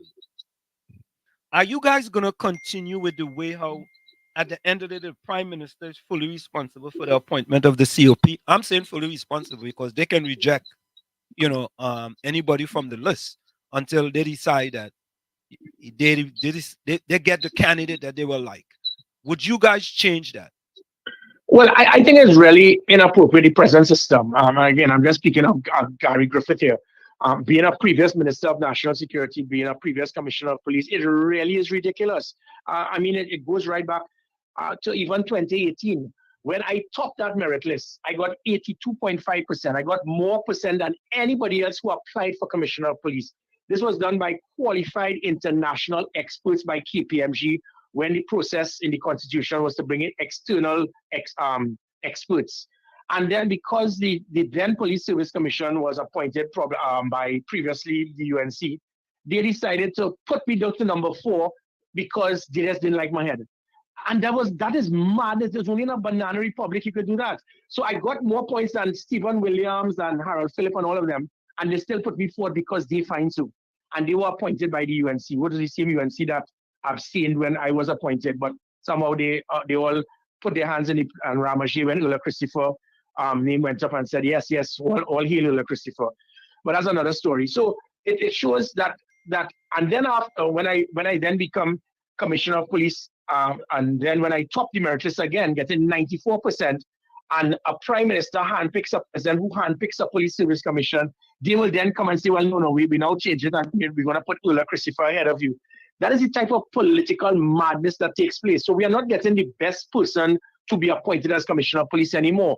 It is all a political charade where a Prime Minister could whisper to a president who he handpicks, and the president will then handpick persons in the Police Service Commission. We have a Maxine Atong and Maxine King, a financial accountant and a speaking consultant. No qualification, training, knowledge, or experience whatsoever in national security. But they decided to take Ulla Christopher, who got 52% by experts and got 30% less than other people. And these jokers in this Police Service Commission put her first and impose her on us. Yet we are attacking Ulla Christopher. So it shows the present system is badly flawed. It allows for political manipulation. I could be the Prime Minister and a man placed 7th, but I know he's a UNC or NTA till he's dead, and he will come and arrest all the PNM people if he wants. I can then come into Parliament and bypass 6 persons who are better than him because I want that individual. That can't be right. It can't be right if you are Prime Minister and you can handpick a president who will then handpick people in a Police Service Commission and pick a lady who actually got 3 out of 15 in a role fit, got 24 out of 15 in an interview, and got 3 out of 15 in a mock media conference. And you put her first? That Police Service Commission should be fired. But you know what? They'll probably get a raise by the president because the president was appointed by the Prime Minister. That is why our country is failing, not just in national security, but everything. We have state board appointments, which is something I also have a concern about. We have state board appointments for decades. I remember a man was the head of Petrotrin, and the man wouldn't even know how to if to put diesel or regular gas in his car. He was so clueless as it pertains to the energy sector. But because he was a friend of a senior minister, they gave him this appointment in Petrotrin. That is madness. Most of the appointments in state boards are based not on the qualification of the individual, but the party card that the person holds. That should change. This has cost our country billions of billions annually in corruption and mismanagement and lack of productivity because of all these state board appointments being an avenue to fixing for our political friends. And they have no qualification or training or experience in that state board. There must be minimum qualification. I dare to even recommend, it is something that can't be done unless we are in government, but I would like to see a 10% of all state board appointments be given to the opposition to ensure that there are checks and balances in the state board to prevent the misappropriation, corruption, and the incompetence that takes place in these state boards. And that is the type of governance you're going to see if it is we get in that opportunity. It is going to be what you call proper governance, making sure that we can find the best avenues, the best people. I don't even care if you're PNM. If I am in government, I want to find the best persons available to put in the best positions, inclusive of the Commissioner of Police. Mr. Griffith, didn't the Prime Minister say that Mrs. Ola Christopher was one of the few to pass the lie detector test? Didn't he say that? Well, I don't know if he could actually say that because that report wouldn't be there. And who is it to say that? Who it is that did the lie detector test? The SSA, who is an avenue and an arm of the PNM. So I mean, really and truly, the audacity of trying to put lie detector test. I did my lie detector test by a highly qualified expert who handles Miami PD, and I passed with flying colors. I challenged Keith Rowley to do a lie detector test on certain things. I challenged with Gerald Hines, and I will bring the questions because they want to use the lie detector test as an avenue for Ola Christopher. Let us go by an impartial body, and I will ask Keith Rowley, and the question should be asked: did you harass a commissioner of police to get a firearm dealer's license for a friend in Tobago to sell hundreds of more firearms and to build a range? Did you, Fitzgerald Hines, harass a commissioner to get 13 firearms for people closely affiliated with you? Did you all harass a commissioner to give him $40 million to hire foreigners and to target political opponents to have them arrested? So when Keith Rowley should be the last person to speak about polygraph testing, because if you want to talk about polygraph testing, I want to landate him as well with polygraph testing. So one thing we cleared up, Gary, is that even though the NTA is putting up 41 in all 41 constituencies, that doesn't mean to say that the union or coalition or arrangement between the UNC and the NTA is dead. No, definitely not. Because as I said, the UNC just recently, they put a release stating that they are looking for 41 candidates for all constituencies. So this is not a poker game that we are playing where we are calling a bluff of each other. We are basically moving forward as political parties because you never know what could happen. Suppose all the talks collapse. We can't just sit back in the hope and expectation that one party would have acquired 15 seats, the other will get acquired 26 or vice versa. The objective of us as political parties is to make sure we have, because remember, the NTA and the UNC, we have representation across the length and breadth of Trinidad and Tobago. So this is not a UNC thing for Central and South and NTA and the corridor belongs to the NTA. No, there would be support based throughout. You would have seen it in the Congress of the People, those 147,000 votes that was spread throughout the length and breadth of Trinidad and Tobago. So along that line, it is important that we put out our 41 candidates. If and when we come to that deliberation, we can then say, well, look, I have Mr. X, you have Ms. Y. But when we look at his qualification and his support in that area, he may be the best candidate. So at least it will give options. So this is not in any way for anyone to be concerned that both political parties have gone our separate ways. What we are doing is our political homework prior to making that final decision. A question for the chat. Mr. Gary, are you willing to put up NTA members in Tobago come 2025? Well, you know, the NTA, Tobago is part of the 41 seats. So that is definitely on the cards. I have to be very strategic as well. I mean, everything plays its part here. We know that usually Tobago is a two-horse race. Would the NTA going into Tobago affect other parties in Tobago from defeating the PNM? So that is something, but that is also open. If you notice, we did say 41 seats. We didn't say 39. So we have actually opened that opportunity for persons to be interested to apply to be possible candidates for the NTA in those 2 Tobago seats as well. And lastly, Oh, before you Mr. go ahead, Tommy. Mr. Griffith, crime is of major importance to the people of Trinidad and Tobago at this time. And we have been getting some input from some local law enforcement in the United States as to even offering themselves free of charge to try to help Trinidad and Tobago. Would you, in your capacity as a minister, or let's say maybe national security minister, be interested in dealing with some U.S. crime fighters that of Trinidad background who are willing to help out? No, definitely. That is what we were doing. In fact, we actually brought in an individual who was highly qualified from the citizens of Trinidad and Tobago. They assisted me as the commissioner of police. They brought him here. But because of pettiness by senior officers, they tried everything and caused him to leave. The same thing happened with Dwayne Gibbs and Iwaski. They couldn't do it with me because I will tell him where to get off. And so there was always that pushback of persons outside of Trinidad and Tobago coming in here. Because remember, at times they will have the degree of expertise looking at the new systems involved. And again, as commissioner of police, I did that. Lo and behold, it was the first time that we signed a bilateral agreement between Trinidad and Tobago Police Service and the NYPD. We had the NYPD coming into Trinidad and Tobago, training our police officers in customer service training, in public relations, in assisting us on setting up the gender-based violence unit that has been virtually shut down, along with social media monitoring unit that has been virtually shut down. That social media monitoring unit, the NYPD commissioner showed me the importance of monitoring social media to prevent a crime from taking place or to be able to find information to solve a crime.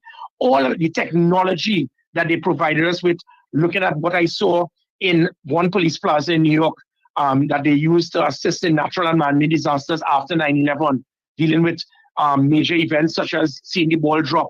We set up all of those things through the National Operations Center.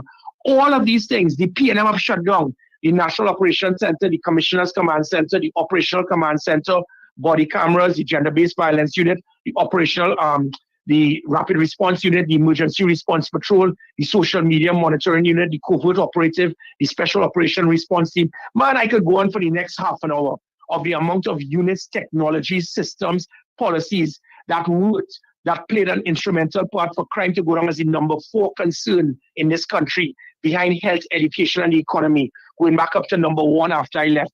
Things that were put in place that when the police service was ranked, but they had 14% public support when I came in. When I left, it was 59%. A year after I left, it went back down to 8%. Keith Rowley has to be thankful for all this. That in my last year, there were 342 murders, the lowest number of murders in any given year in 17 years. 1 year later, it went up to over 600 from 342. Keith Rowley is to thank for all of this. And again, so for the people who are PNM till they're dead, if you feel that by voting for a man like this, that can increase the possibility of your wife being raped, your daughter being kidnapped, your son being killed, well, then you go and stain your finger there, brother man. But I can tell you, the one thing I intend to do is to make Trinidad and Tobago safer again and to provide a proper government. And again, if it requires international expertise, which is what I did, and it was all shut down and removed, I would reignite it, because I have nothing about my pride being so much that I will not be able to accept international assistance, which is what I did as Commissioner of Police, and it assisted greatly in making Trinidad and Tobago a safer place. So Gary, I have one more question for you. We're gonna take a quick 30-second break and we'll be right back. Can you hold for us for 30 seconds? Yeah, sure. Okay, thank you so much. Folks, we have with us the political leader of the NTA, Mr. Gary Griffith, here on Sunday Talk. Let's Talk Politics on WZY 95.9 FM. We're going to go for a quick break, and I'm playing this one from off of the radio here. Let me see if I get this one. Hold on. Just a minute here.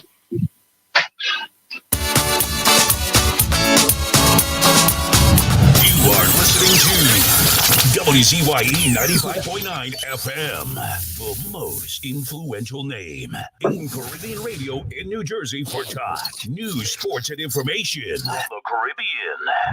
Okay, there you have it. So we are back with you It's on the Talk Let's Talk Politics on WZYE 95.9 FM. The yours truly, Professor Wall Street, and Uncle Tommy, coming to you every Sunday from 1 to 4 p.m. TNT time and 12 to 3 p.m.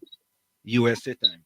So, Mr. Griffith, I am sure you saw the 16-point recommendation with respect to crime from Dr. Selwyn Kosher. What is your take on that?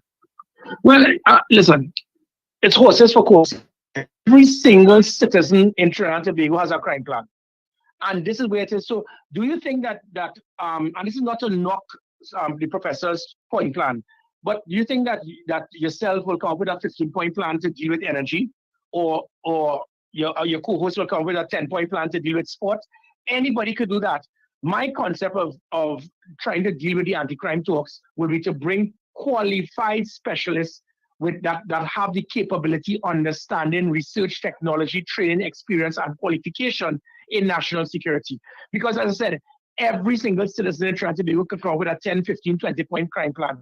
The point crime plans has really been comical. You'll never hear any other developed country in the world come up with a point, 10-point, 15-point crime plan. It is policies, it is principles that I use. National security, and we had the highest reduction in violent crime, serious crime, in 31 years. There was no crime plan. There's no crime plan. What you do is you have principles. You put certain principles and policies and units and strategies. When it is you bring up these points, I could ask each person, what is your cost-benefit analysis? What was your research done? What is your benefit to ascertain that this is a better avenue to reduce crime than something else?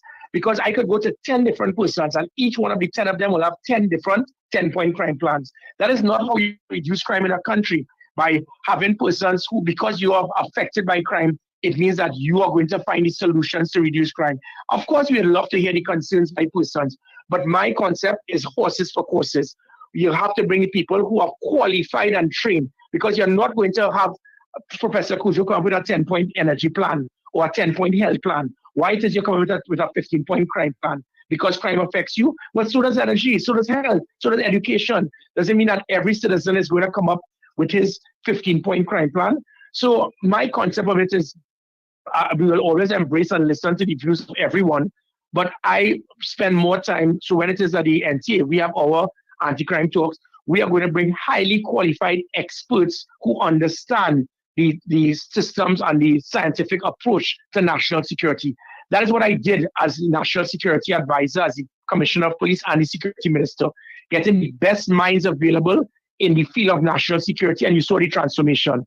Having civilians come up with their 10 and 15-point crime plan, it really is as could be as effective as any citizen coming up with a 10-point crime plan for sport, education, and health to the economy. So Mr. Griffith, I just heard you say something there. Does that mean to say that the NTA is now going to have its own crime talks? Well, yeah, the anti-crime talks that the UNC have, and we were not after I spoke the first time, we have not been asked to be involved, and they have their specific angle. Their angle is to invite persons to complain about crime and who have a concern about crime, and that could be important. Having people express their views. Our angle is different. We are solution oriented. So what you're going to get is some of the best minds available in national security coming up with solutions. I think what the country wants to hear is solutions, not hear the complaints about how bad crime is. That is not going to help. Likewise, having civilians come up with their 10 and 15-point crime plan because they are not qualified. It is almost identical to a police service commission having persons interview the persons for position of commissioner of police, but you have no training or qualification in national security. That is what you call total madness, if not stupidity. So what we intend to do is to find the top qualified experts in national security with a track record and have them come up to say, these are the solutions that can assist in making Trinidad and Tobago safer. And we'll be doing the same thing in the roadmap you'll be seeing as it pertains to health, education, the economy, local government, sport, youth development. That is what we need. We need to make sure we have the experts. And I do not care if you're a PNM or UNC. I just need to get the best minds available. When that comes together, then we could set the proper roadmap towards proper governance. So two things I heard, Mr. Griffith, is that the NTA is no longer part of the crime talks that the UNC is putting on. And that secondly, the NTA is going to have their own crime talks. When is that going to start? In a few weeks, in just about a few weeks, sometime in about the middle of March. But again, there should be no concern to persons. If the UNC wants to have their own crime talks, anti-crime talks, that is fine. We will have our own, but it should not be seen as any factor pertaining to any major concern. The UNC will have their political meetings, we would have ours. It would be hoped, I would have expected that, and I would hope that such systems, if it is that there's a degree of unification, it gives a greater perception, of the supporters on both sides to say, yeah, something is working out. When it is you have your talks and we have our talks, it can lift a red flag to have persons voice their concern that something is wrong. It's certainly not wrong on my side. There's no concern on my side. I know what is required to win. I know what is required to get in the government. It is for all political leaders across the board to understand same. So if the NT is invited back to the UNC crime talks, are you guys going back? Well, we don't know. That is all speculation. Because we have not been included, we have not been invited. It means that we need to have our own and move forward. You only will need to ask the UNC why it is that we have not been invited, why we have no longer been included. We are not here to beg. We have stamped our authority on the map of Trinidad and Tobago politics based on how we operated in the local government election by cutting major inroads into the 31 safest PNM seats in local government. So we are not here for handouts. If it is that persons respect and understand and appreciate the worth of the NTA, our door is always open. Mr. Griffith, I want to say, unless Tommy have any other question, Mr. Griffith, it's always a pleasure that you gave us the time whenever we call you to come on here on WZYE 95.9 FM. We do appreciate. And Mr. Griffith, let me say this, there is a policy that the NTA has, and we played here on WZYE 95.9 FM.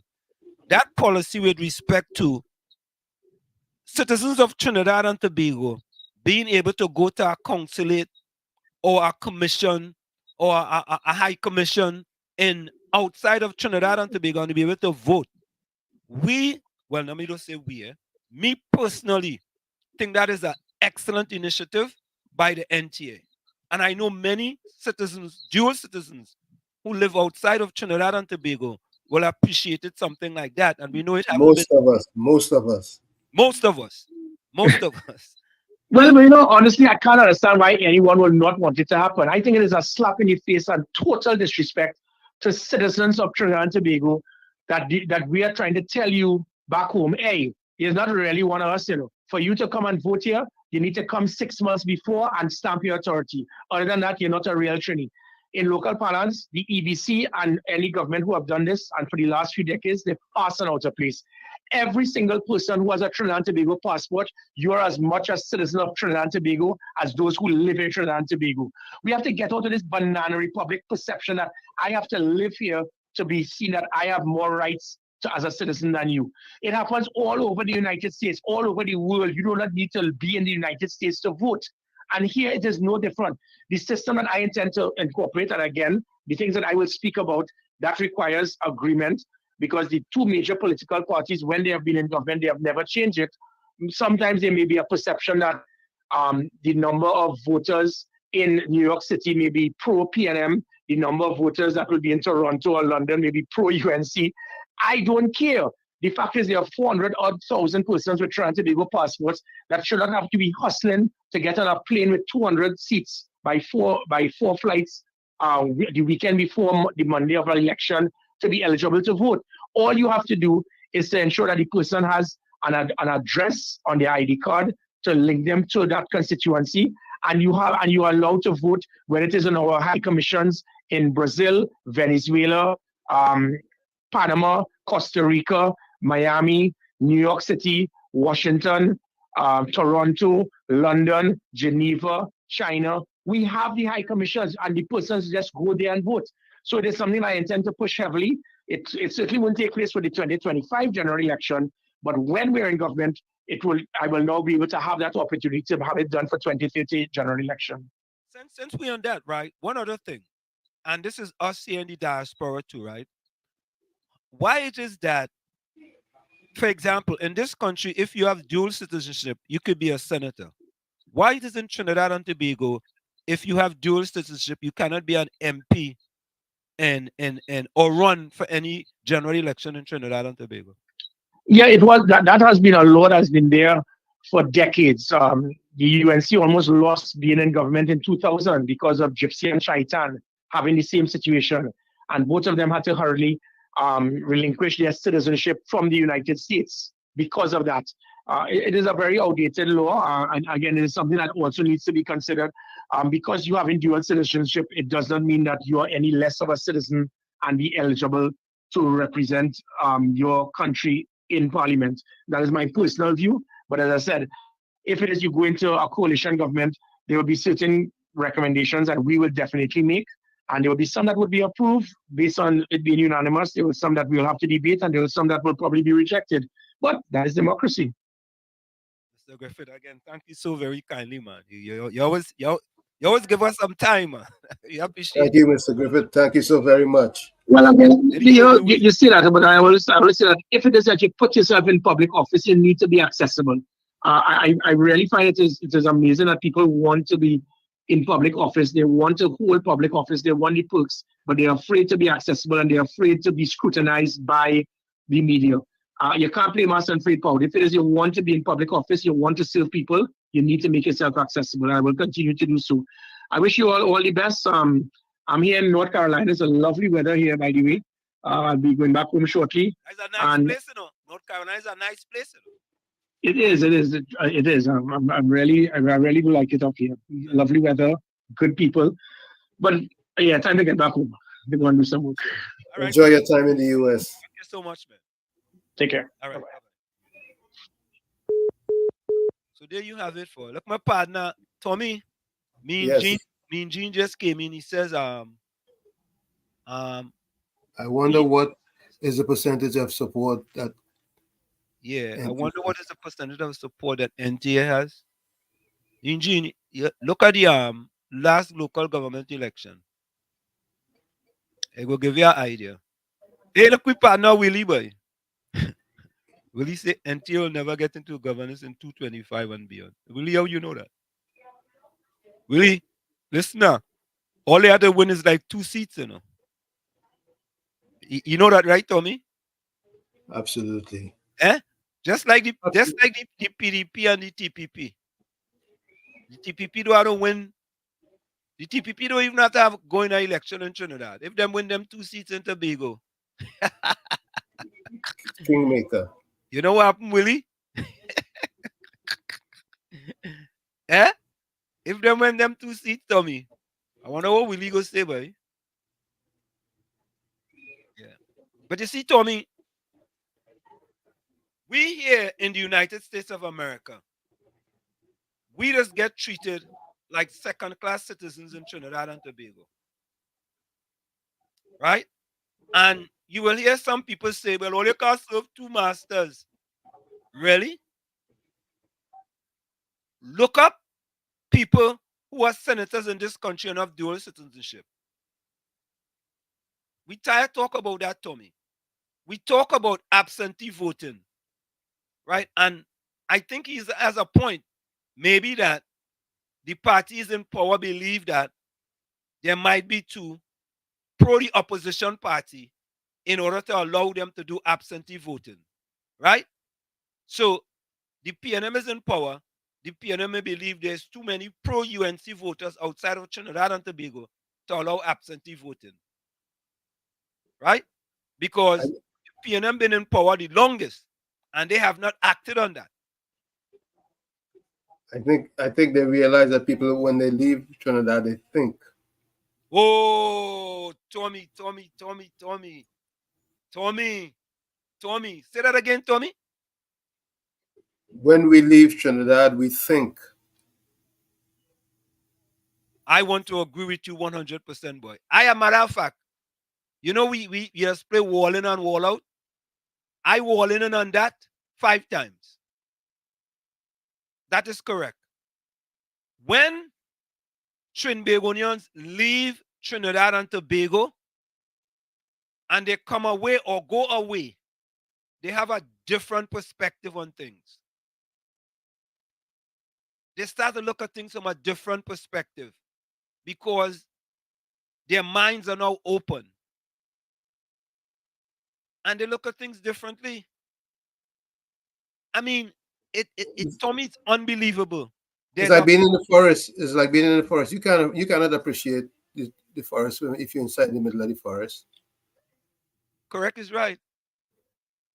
Correct is right. You know, I mean, we appreciate, because Tommy, look at it, right? I came from Chumaka, Clavantil, right? And when I left Trinidad and Tobago, I mean ashamed to tell people this. I never knew there were gated communities in Trinidad and Tobago. I never knew there were gated communities because my surrounding was Chumaka, Clavantil. Yeah, if I go to Barataria or if I go to Diego Martin Jr. Sec, but it was just you hop on a bus, you jump in a car, you go your way and you come back. And that was it. But there was many, many, many things that I didn't know growing up in Chumaka, Clavantil. However, when I left Trinidad and Tobago and came to the United States of America, it was a whole new ball game. Things were very, very different. I started to see things and understand things much better. You know, it's interesting, right? It's interesting that we have people in Trinidad and Tobago that say, boy, if rain falling, me feel like going to work today, nah? Or you know what? Today too hot, man. Me ain't going to work today, nah? That same person jump on a Cal airline, Caribbean Airlines, leave Trinidad, 12 a.m., arrive in this country at 5 a.m., and some of them just go straight to work. Straight to work, Tommy. So their behaviors change, and it has snow on the ground. Some of them go to work in a snowstorm.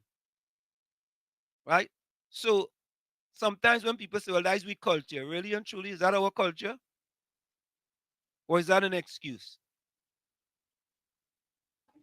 Excuse. Yeah, Joan, welcome. Let me say welcome to Joan, Jenny C, Joel Tyson, welcome. Mean Gene, welcome. So, what do we have? What are some things that, Tommy, you see that 11-year-old boy who passed away, man, who get killed?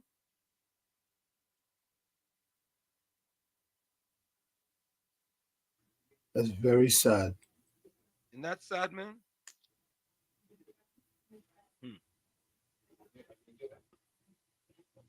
I get a voice note here. Let me see. I don't know if I can play this.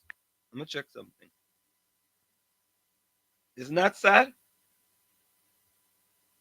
Absolutely, absolutely. But you know what concerns me though? Is that I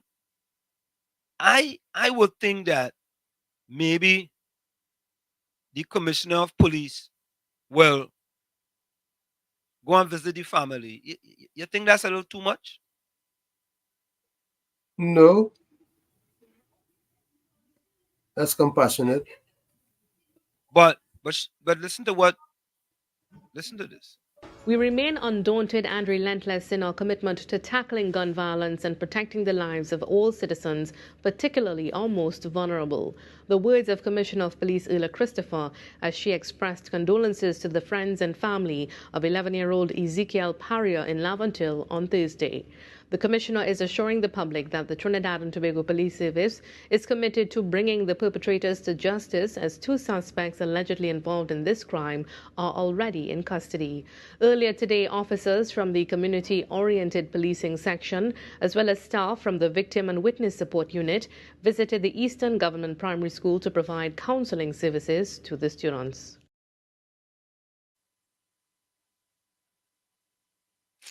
So there you have it, Tommy. I would thought that maybe the representative for that community went up there and visit the family. We hope so. Does anybody know if someone went by and visited the family? Someone in the chat can let us know, or maybe someone in the chat can let us know if there was any visitation by a governmental official. Yeah, I want to think so. I want to think so. That someone visited that family up there, because that was starting, because there was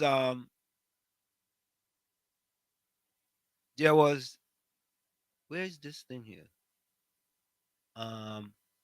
There was this statement by Jason E. Silva.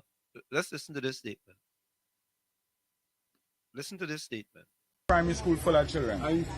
Next problem is the fact that the TTPS in the common sense to get shit and cover the man body. See, the school full of little children.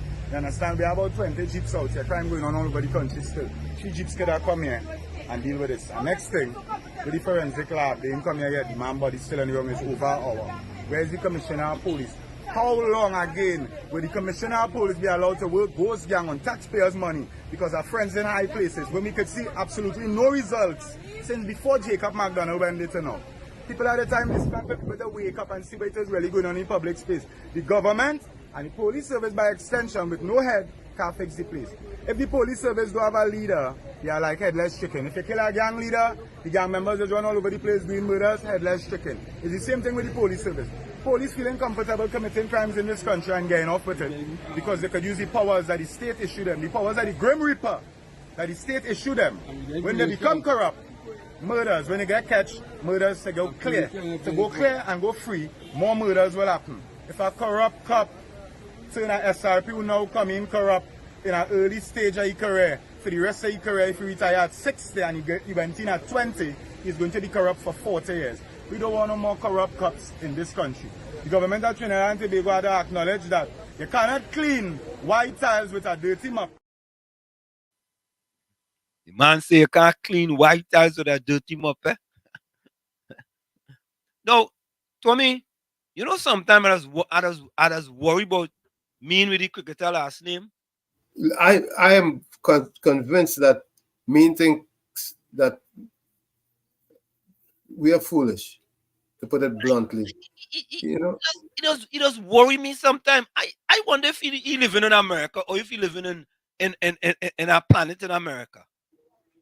we don't care about what states are worse.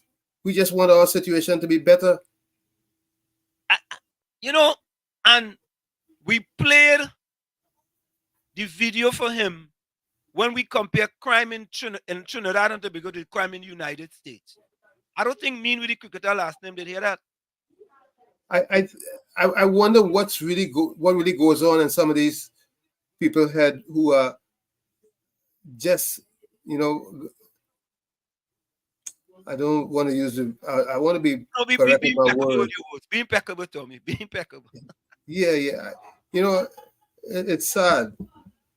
It's really sad the way some of our Trinidadian brothers and sisters abroad think. You know, go ahead. They're good with whatever happens. Because as far as they're concerned, it's no problem. At least that's how they come across, as though there are no problems, like everything is just hunky-dory. And I was talking to someone who went to Guyana to Mastromani, because you know this weekend is Mastromani in Guyana. And he was telling me that the security in Guyana is quite different to Trinidad. That it's, I mean, the safety is all the way up. And you're not seeing a bunch of police visible, but the people's attitude is quite different. And that's where it starts. So mean with the cricketer last name says, don't miss the point.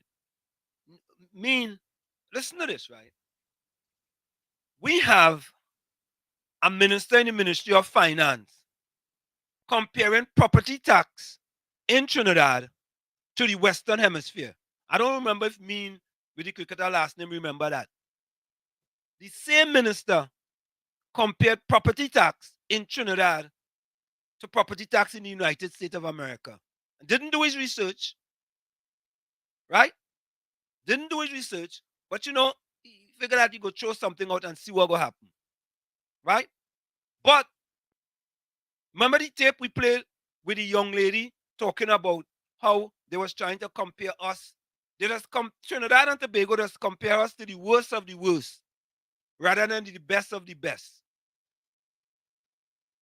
Right? So if Mean with the cricketer last name didn't hear this, let me play it for him. And listen to Tommy, you know what's sad, Tommy boy? He living in America, Tommy, he living in America. Does it make a difference? What do you mean it will make a difference? You just talk about how America does open up your eyes, Tommy. You think it close Mean with the cricketer last name eyes? I don't want to say what I have to say or what my thoughts are. If I say what my thoughts are, it's not going to be nice. Tommy, well, use impeccable words to say it now, man. It's all right. There are no impeccable words to describe my feelings at this particular point. When it comes to some, you can't find impeccable words to define Mean with the cricketer last name. That's what you're saying? That's correct. Oh, wow, Tommy. Tommy, I don't know. But anyway, no.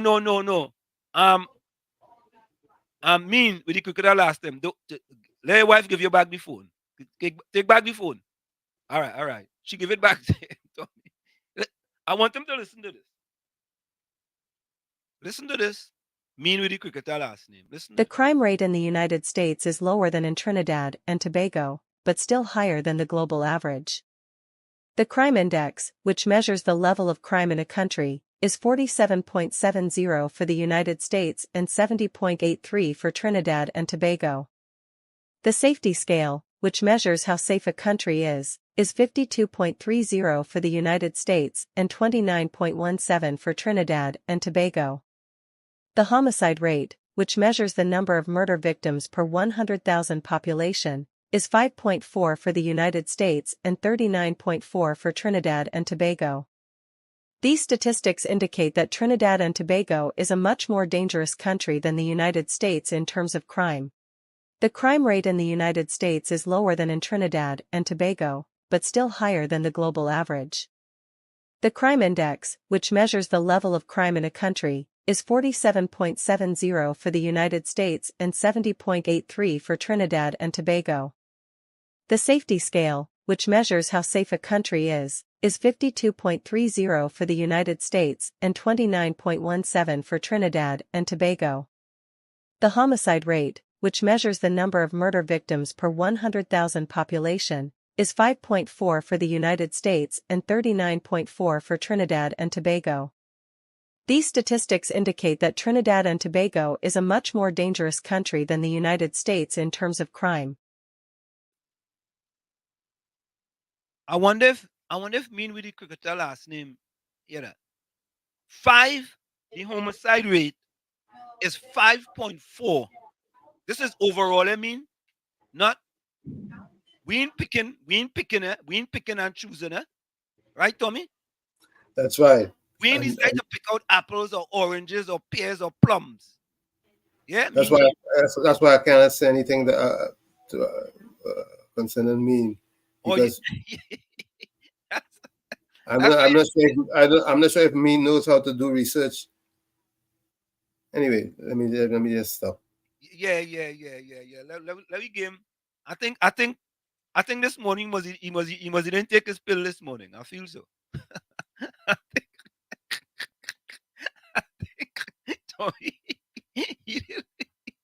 Tommy, maybe Tommy, he was supposed to take the blue pill and he took the red pill. Maybe that's quite possibly.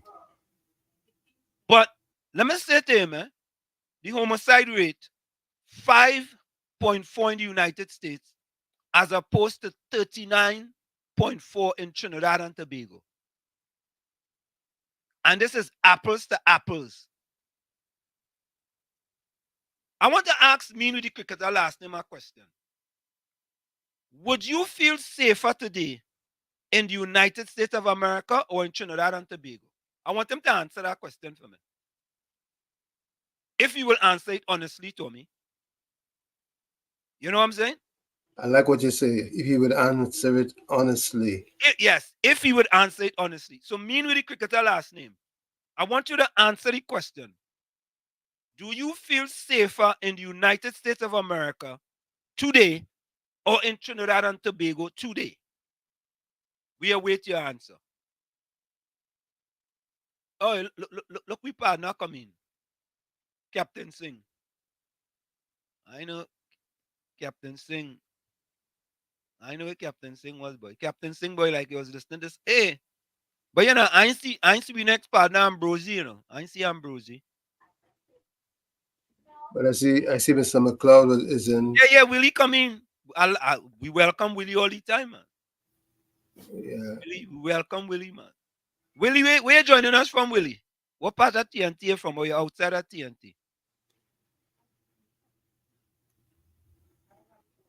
Yeah? I sorry to play that one for your partner, me with the cricketer last name, you know. Hey, you answer we?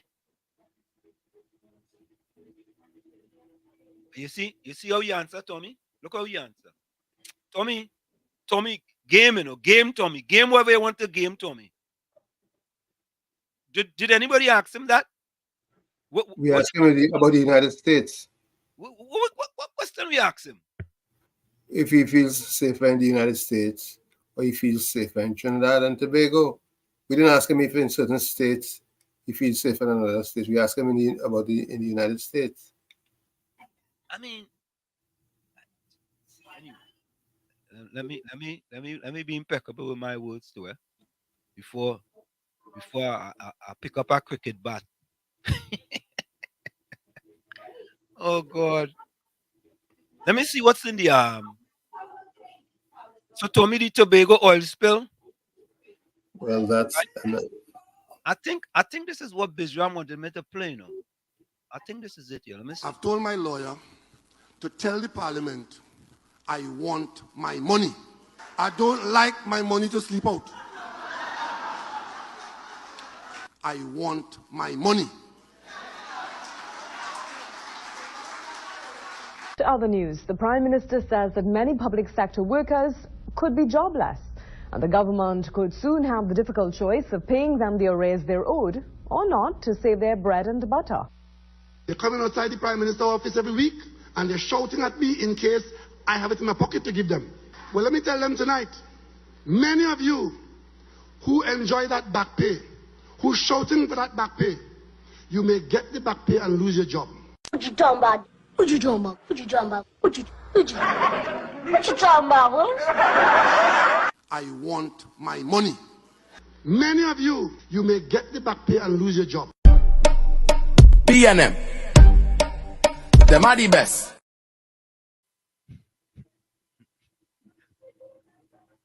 Tommy. We already addressed that issue with that pay raise, eh? Look. He come back. He come back.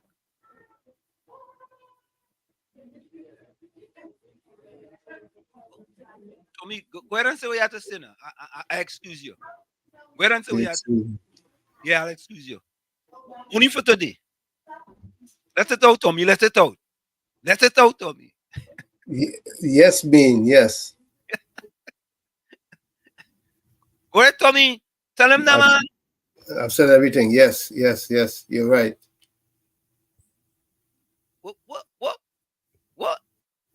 Why you afraid to answer the question? Hey, Captain Singh, answer the question for him now. Maybe Joan could answer the question for him. Captain Singh, answer the question. Do you feel safer in the United States or in Trinidad and Tobago? No. Captain Singh go say Trinidad and Tobago because he go say Captain Singh go say he's a PNM. Yeah, Captain Singh, where do you feel safer? I can tell you all, if you are honest, based on the statistics and the facts, and we just gave it to you. Let's imagine, Tommy, We just gave Mean with the cricketer last time the facts. And he going up all kind of thing. Look, he run around the mulberry bush. He run around Balize house. He run around the savannah. I don't know what. I know where you go run around next. You might run around the Boca Reef. No, you can't run around the Boca Reef. Yeah, swim around.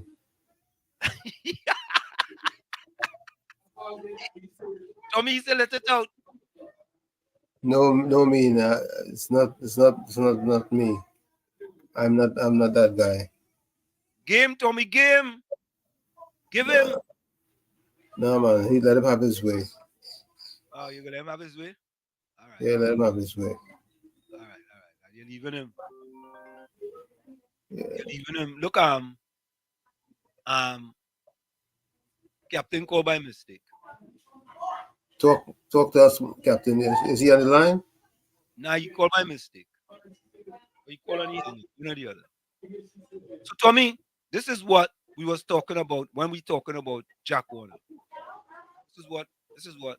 At this point in time, you only have one alternative, which is Kamala and the team. And if Kamala takes this thing seriously and selects the right person in her campaign in 2025, I don't see how she could lose. If she select the right set of people. That is correct. Right. Don't pick the boys and girls that she has at present. She has to pick the correct kind of people. When people see them, they must say, wow, Kamala very serious. That is what they must say. True. There you go. Hey, Mr. Florida, welcome. Hey, Mr. Florida, before you say anything, yeah, you living in Florida, right? Yeah. Do you feel safer in United States of America or in Trinidad and Tobago? Would you feel safer in the United States of America or in Trinidad and Tobago? But obviously, Mr. Anzuma, Mr. Tommy, in the United States, I feel safer. Let me put it in an easy layman terms for Mr. Mean Gene. I could still go out 1 o'clock, 2 o'clock in the AM, 3 o'clock in the AM, 4 o'clock in the AM. I could go and buy a burger. I could go in a restaurant. I could go in a Denny's. And I could come out 3 o'clock in the morning. I could come out and go wherever establishment open, any gas station, full with car. Easy. I don't have to worry. But in Trinidad, by 6 o'clock, everything locked down. So that is still the state of the crime in Trinidad compared to the United States. You see, Mr. Mean Gene, I believe you'd already travel state to state, because if you're ready to travel state to state, you won't make a accusation like that. Some states you don't feel safe. Which states you don't feel safe? Let me know which party was hold up, which part somebody pull a gun in here. Anybody pull a gun in here? Anybody shoot you? Anybody shoot your family? Because if the crime was so high in America and so out of control, it would be better you come back to Trinidad to live. Simple. You see, the thing is, they like to compare states to country, different states. It have different states in America that is high in crime. But there is a state in the United States. We're talking about country-wise, per capita, Yes. the population. And you see, a lot of them don't understand that. But Mr. Mean Gene, if you live in America, I maybe think you should go back to school or something, and no disrespect, but and try and update yourself a little bit. I'm a good partner. Partner good. Yeah. So I enjoy the conversation today. I enjoy you bring out the truth with the NTA. People like to do a lot of speculation. One thing I realize with politics in Trinidad and Tobago, a lot of people like to throw in the 2 cents in the ring without getting any facts. And they stir up their own propaganda. Guy Griffith say he not leaving the UNC. Plain talk, done talk. So you don't have to stir up no trouble on the outside. You see the same UNC supporters will say certain things, but they just don't wait till NTA or UNC come out with a public conference on it. So people have to stop speculating. Let me shut to get things right, and then we get back with country, and then we bring back with country from the brings that being destroyed. So I look on and listening, guys. Great show today. Thank you. Thank you, Mr. Porter. I mean, let me try something here, Tommy. Tommy, take this. Was someone trying to call before? Yeah, that's what I'm looking into. They can call back. Whoever was calling before, you can call back now.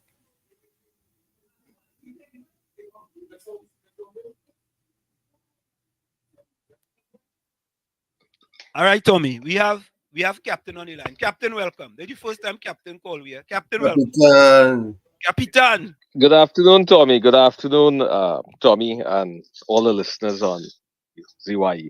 I was calling to wait. speak about the Captain Singh. We just always be talking about you in here, and this is the first time the people hearing your voice. Oh, okay. Well, after listening to Captain Gary Griffith speak on the crime situation, I said I'll call in. It is pretty bad from looking at the media and the numbers of murders and the types of crime that's happening. And I haven't seen any reduction or any methods of reduction to date. It's been 9 years and 2 or 3 police commissioners, and nothing has happened, nothing has changed. As for the perception of the United States being safe, definitely the United States is a lot safer than Trinidad and Tobago.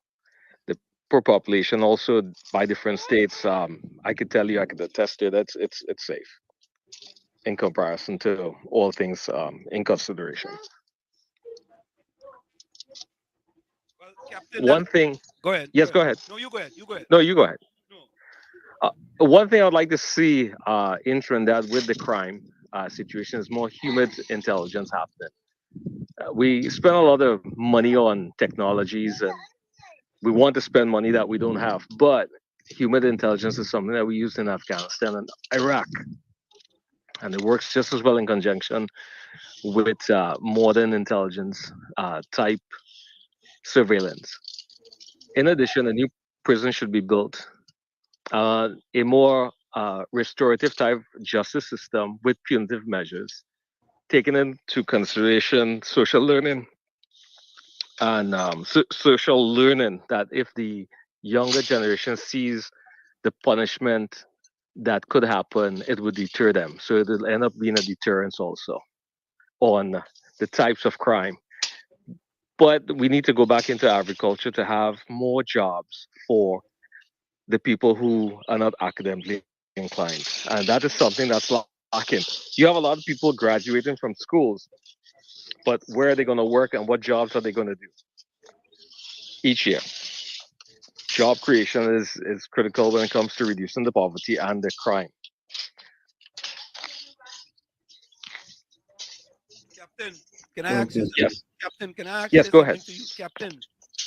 This is the kind of contribution we like to have, and this is the kind of contribution we have here. We want you to call in more with this type of contribution, man. You can't just be coming in the chat and putting your contribution in the chat. We want people to hear this type of contribution, man, Captain. Captain, Yes. tell the people yes, go ahead. Tell the people your expertise. Tell them your expertise. Academically, I have 2 masters from a university and also from the military. The military gives us a master's degree in intelligence training, if that's what you did. So with 17 years of experience, I got out early.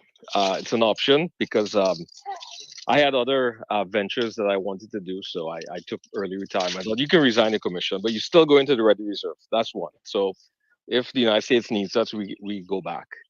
We return to duty. Academically, law enforcement, criminal justice, that's what I studied on how to set up prison systems and how to deter criminals and reduce the number of crimes that would happen in any country or area. That's just part of my qualifications. So what we are saying, Captain, is that you have expertise in ways to reduce crime in our country, correct? Yes. Yes. And how come the RPNM haven't acquired your expertise to reduce crime in Trinidad and Tobago? Well, I think that they prefer to have the people in charge, who they have in charge. I know a number of them. I had some meetings with a couple of them. Well, and it's up to those people to request or inquire if someone from the United States like myself or and that whole citizenship of Trinidad and Tobago that would return and aid and assist in any way possible. I was never given the opportunity, although I offered myself to to the RPNM, as you would put it. Yes. But Captain, you and Sergeant Ramsey is, I mean, just imagine, Captain, seriously, man. If we have people like you, Captain, you was in Afghanistan? Yes, I was in Nangarhar province between the Torkham Gate, which is the exit into Pakistan, the tribal areas, and far east as Bamiyan, and north in where Masood was from, up there in Kundar province, down south also. Why were you there? Why were you there? We were there in the surge in 2009, so 2009 to 2010. Yes, go ahead. Well, no, Captain. All I know is that we know of your expertise. You know, we call you Capitan and all kind of thing, but we know, and we really and truly. Most people know, like we just call Captain, we just call Highly. There's quite a few people here that we name, we just call often, right? But they really don't call into the program, but they are more listeners. And yes, you call in, and the expertise that you have there, Captain Boy, and you offer your services, Captain. Yes, and I think with the NTA and the UNC joining together, it would cause a lot of us to be more patriotic, because when you get nowhere with the present administration and you see it's going nowhere fast, you get a little excitement, when you listen to Captain Gary Griffith, who is the political leader of the NTA, and a coalition happening along with the people in Tobago. And those 2 seats in Tobago would make the difference, along with if they were able to take 2 or 3 in Trinidad again. So have more than just a simple majority to go into governance in 2025, and outline policies and plans to, make the country safe for economic growth. But Captain, let me ask you a question. How could somebody be living in America and talking about that overall, that America is safer than Trinidad, and that Trinidad and Tobago is safer than America today, when Trinidad was ranked 6th in the world, 6th, as far as murders is concerned? What did he was looking at a different? He was looking at NBX or CBD or something. I think when you have these supporters that diehard supporters, they need denial. They want to believe. They can't phantom that there's a possibility that their government hasn't done anything in 9 years. I mean, look at the numbers. Look at the news. I sent stuff over to your WhatsApp group. Maybe about an hour ago, there was a major thing happening in the east up there, with people and a lot of police and stuff like that. So every day, either 12-year-old child that got shot, that shouldn't be happening. And in the 80s, there were the Jamaican gangs here in the United States that would spray bullets, and they were able to stomp that out. And we're getting like that in Trinidad, where it's no longer targeted. Now you have innocent bystanders could get stray bullets. Now, a lady got shot in her kitchen, and now the little boy, the 12-year-old boy. And there's no statement from the commissioner of police, which is disappointing. There's no briefing. There's no one coming out to say with the Minister of National Security, listen, it's happening. We're going to isolate it. We're going to put all our intelligence in this thing. We're going to capture the people involved in this. We're going to go after the gangs. Gang reduction is a simple. That's not a difficult thing. If we can go after ISIS, we can go after the Taliban in Afghanistan, in a foreign country, with all the different tribes. I don't see why it's difficult in a small country like that. No, I hear you. And Captain, just before you go, I remember when that young lady got shot. You know what they said? Why the woman going by she window? If she hear bullet, she shouldn't be going by she window. She should be. I say, oh wait, but in order just you in your house and your car go by your window. Yeah. Well, one of the methods we use to stop stray bullets and RPG attacks is to put dirt, HESCO walls. So you fill it with dirt and you put it around the house. That's what they'll be going to next. Using dirt about 8 inches around the house. That's the best thing for bullets. Red clay hollow blocks doesn't work. So definitely dirt bags.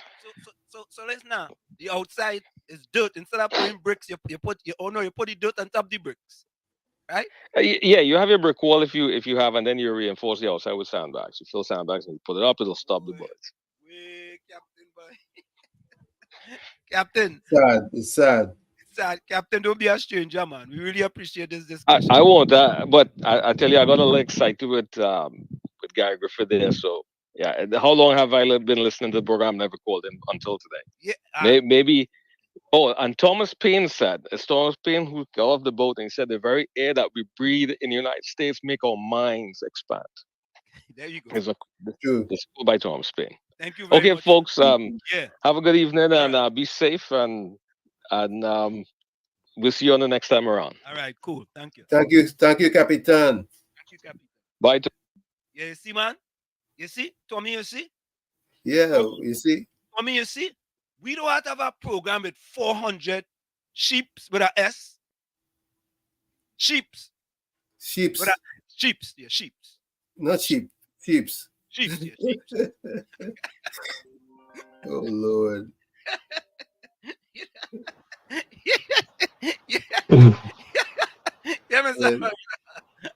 Mr. Hanslem and Mr. Tommy, I am impressed with Captain. Boy, Capitan on the Captain money. is a good one. He's a real good one.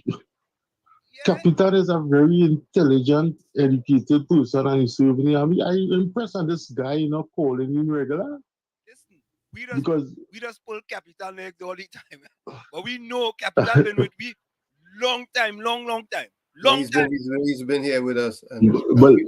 But Captain, great contribution, brother. Let me give my round and I want to hear you more. Yeah. Let me give my round of applause. Deserve that. Yeah, man. But Mr. Hansen, that's one thing before you give him that round of applause, right? Yeah, go ahead. I know the time short you're going just now, but I want you to think about this on your next show. Okay. Do you think if Laventille, East and West, stop voting for the PNM, then they will be able to have the change that they needed? Yes. Absolutely. Yes. They have to make a statement. Yes, absolutely. Yes. 500%. Because even self, Mr. Hansen, let me say that you're there, your program and thing on board, right? But they're still voting for this PNM. There still won't be no opportunities for them. They will be educated through you, but the opportunities won't be there. So I think, for me, if the day that they stop voting for this PNM government and show them that they mean business, I think change will be coming. And I think they will be going, great things will come in their path. Because I know you and Mr. Tommy are persons will help them to the fullest. Absolutely. So I look on and understand. Yeah, man. Absolutely. Thank you. Let me get Capitan the round of applause.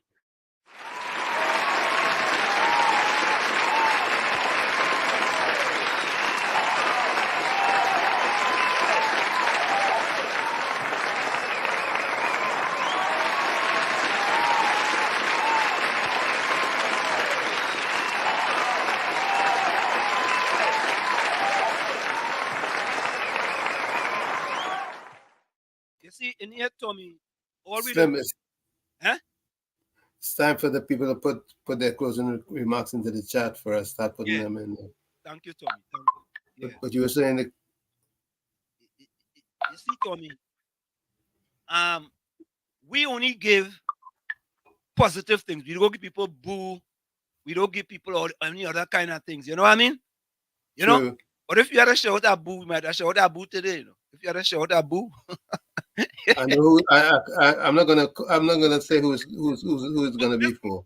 You call her name and I'll clap. Call the first letter and I'll I ain't clap. even calling that M.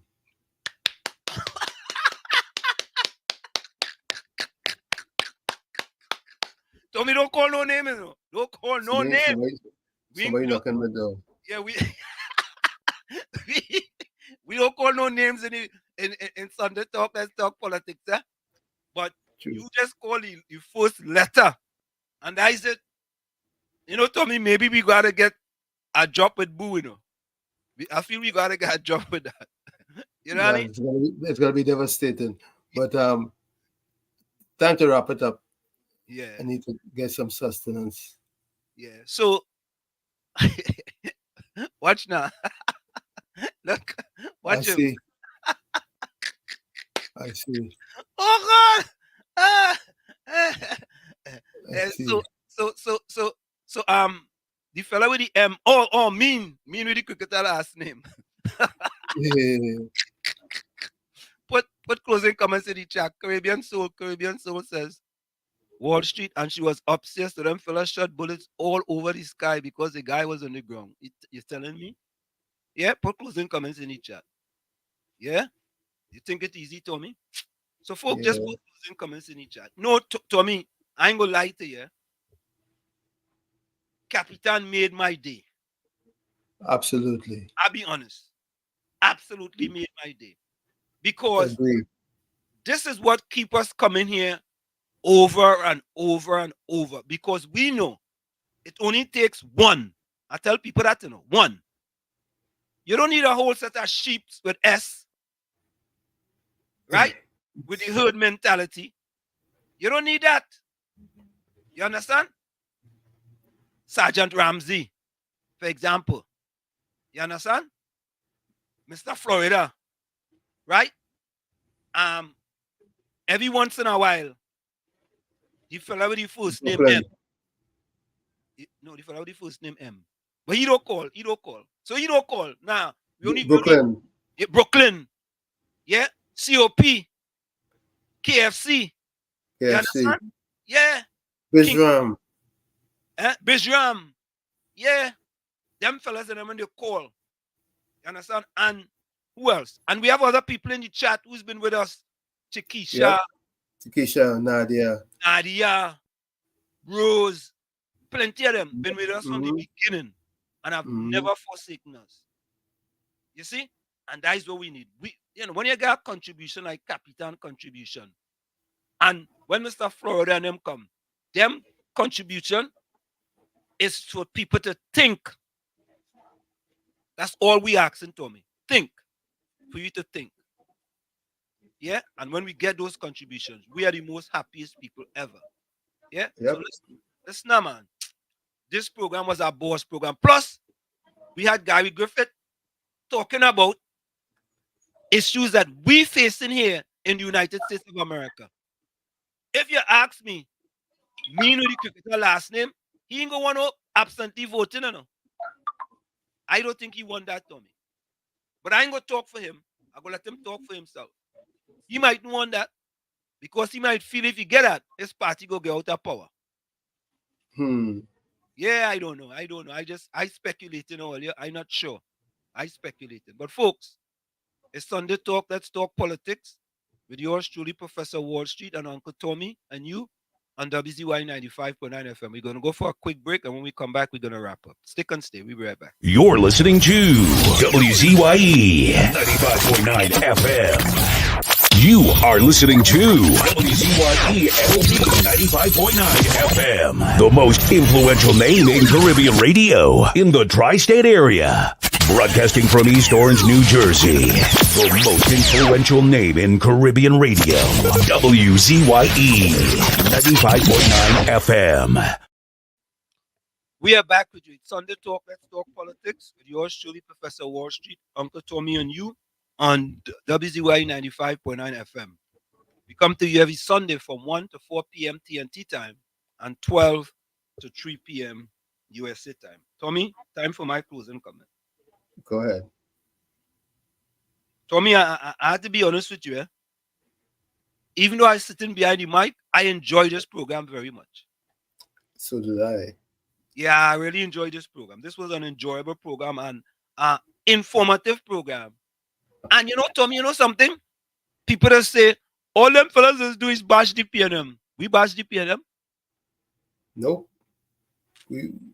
We just talk about nation building. That's all what our focus is. Safety. That is it. That is it. It's about country. Yeah? That's right. My closing comment is, my first blessing of the day, I woke up. My first blessing of the day, I woke up. From where I said, this is it. The clock on the wall said, that's all I like to say, but I've got to go. Remember, hard work beats talent when talent does not work hard. And for every 60 seconds of anger, you lose 1 minute of happiness.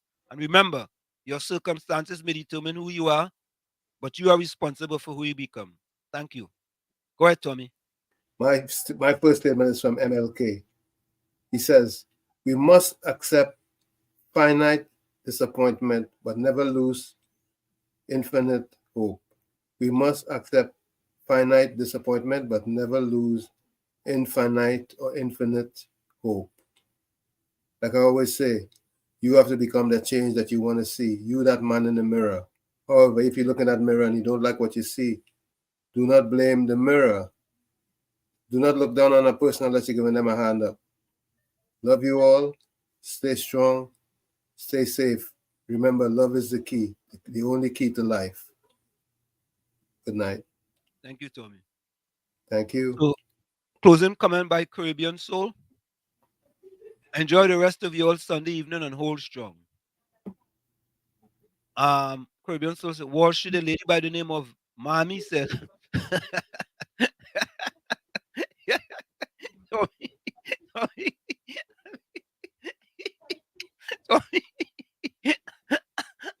Oh God, Tommy, the reason why I laugh, right? A lady called a program and they asked me where she gets the information from. She says she gave from TV, radio, and Coco. Oh God. Oh God. Yeah. Oh God. She gave from Coco. Oh God. Yeah. And she's paying them to the bone, you know. Oh God. That was a real good one. Caribbean Soul, thanks for reminding me on that one, boy. Yeah. That was a good one. She said she gets the information from Coco, boy. Oh God. Me Jane says. Here's the mean with the cricketer last name. Closing comment. Although you all missed my point, I'm happy I was able to provide amusement on your show. What amusement? Thank you. How you was able to have amusement? No, we living in America. Mr. Florida living in America. Right? Capitan is in America. All of we come up with the same conclusion, but you come up with a total different conclusion. In a democracy, that is 4-1. Tommy? Oh, Lord. In any democracy, unless you want to live in a totalitarian place or a communist place, in any democracy which we live in here and in Trinidad, 4-1 means what? Defeat. 4-1 means what? Tommy, I don't know, you know. I don't know. Tommy, Anyway. like you got the Lotto boy, NLC, NLCB and thing. Tommy, what we Yes, going on? man. Yes, Caribbean Soul, my dear. Yeah, what we going on with Tommy? I feel any pain, Tommy. I want to go out with that one. All right. Oh, tell me where you want to go out with. No. You go to that day. That's good. Yeah, I feel any pain. Only I feel any pain. Even though I don't live in Trinidad, I feel any pain. All right, folks. See you guys. Take care.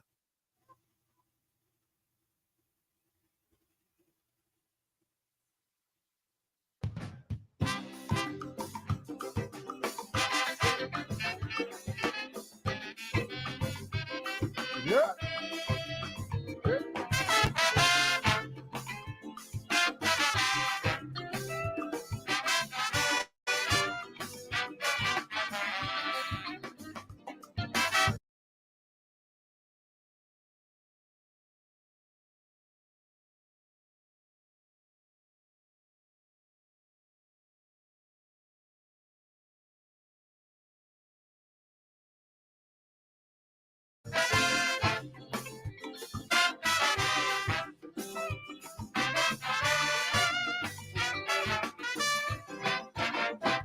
used to feel proud. I used to feel glad just to be born right here in Trinidad. The Caribbean Godfather, hand up chutney pan and soda. Like something gone wrong, my whole country turn upside down.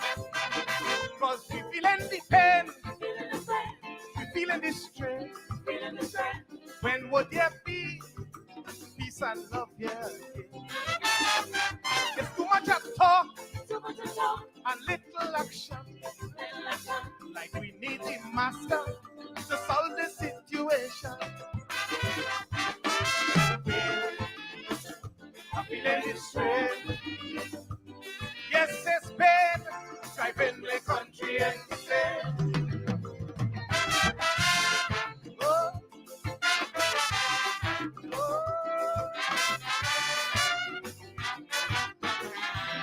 Whoa, whoa.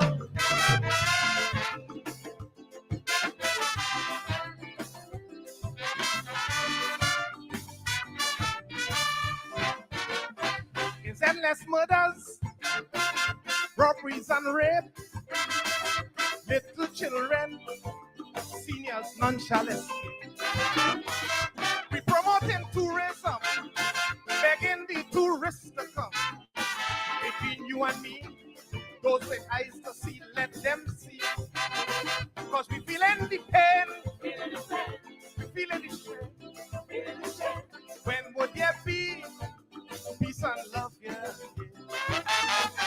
It's too much of talk, and little action.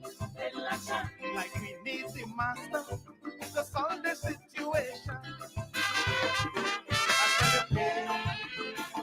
I'm feeling the strain.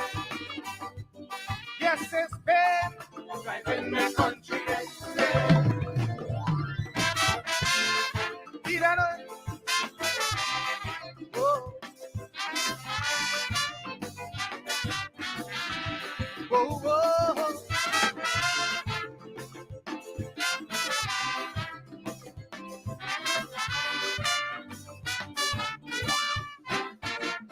Unemployment high, and this ain't no joke. Youth leaving school, can't find no place to go. Then you retrench a worker, he's left on the street to suffer. Not only he, you destroy the whole family. Cause we feeling the pain, we feeling the strain. When would there be peace and love, yeah? It's too much of talk, and little action. Like we need the master to solve the situation.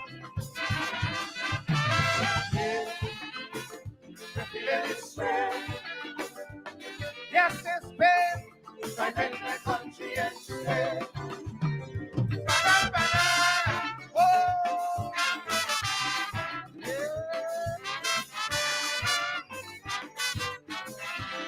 Whoa, whoa.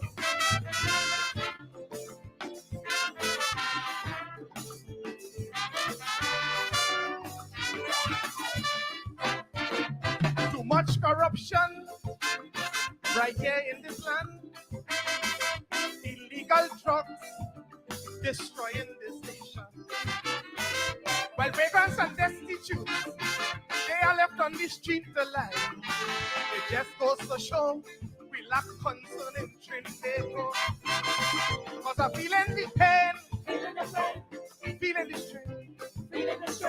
When would there be peace and love? It's too much of talk, and little action. Like we need the master to solve the situation. Sing the song. We're feeling the strain. Yes, there's pain, driving the country insane.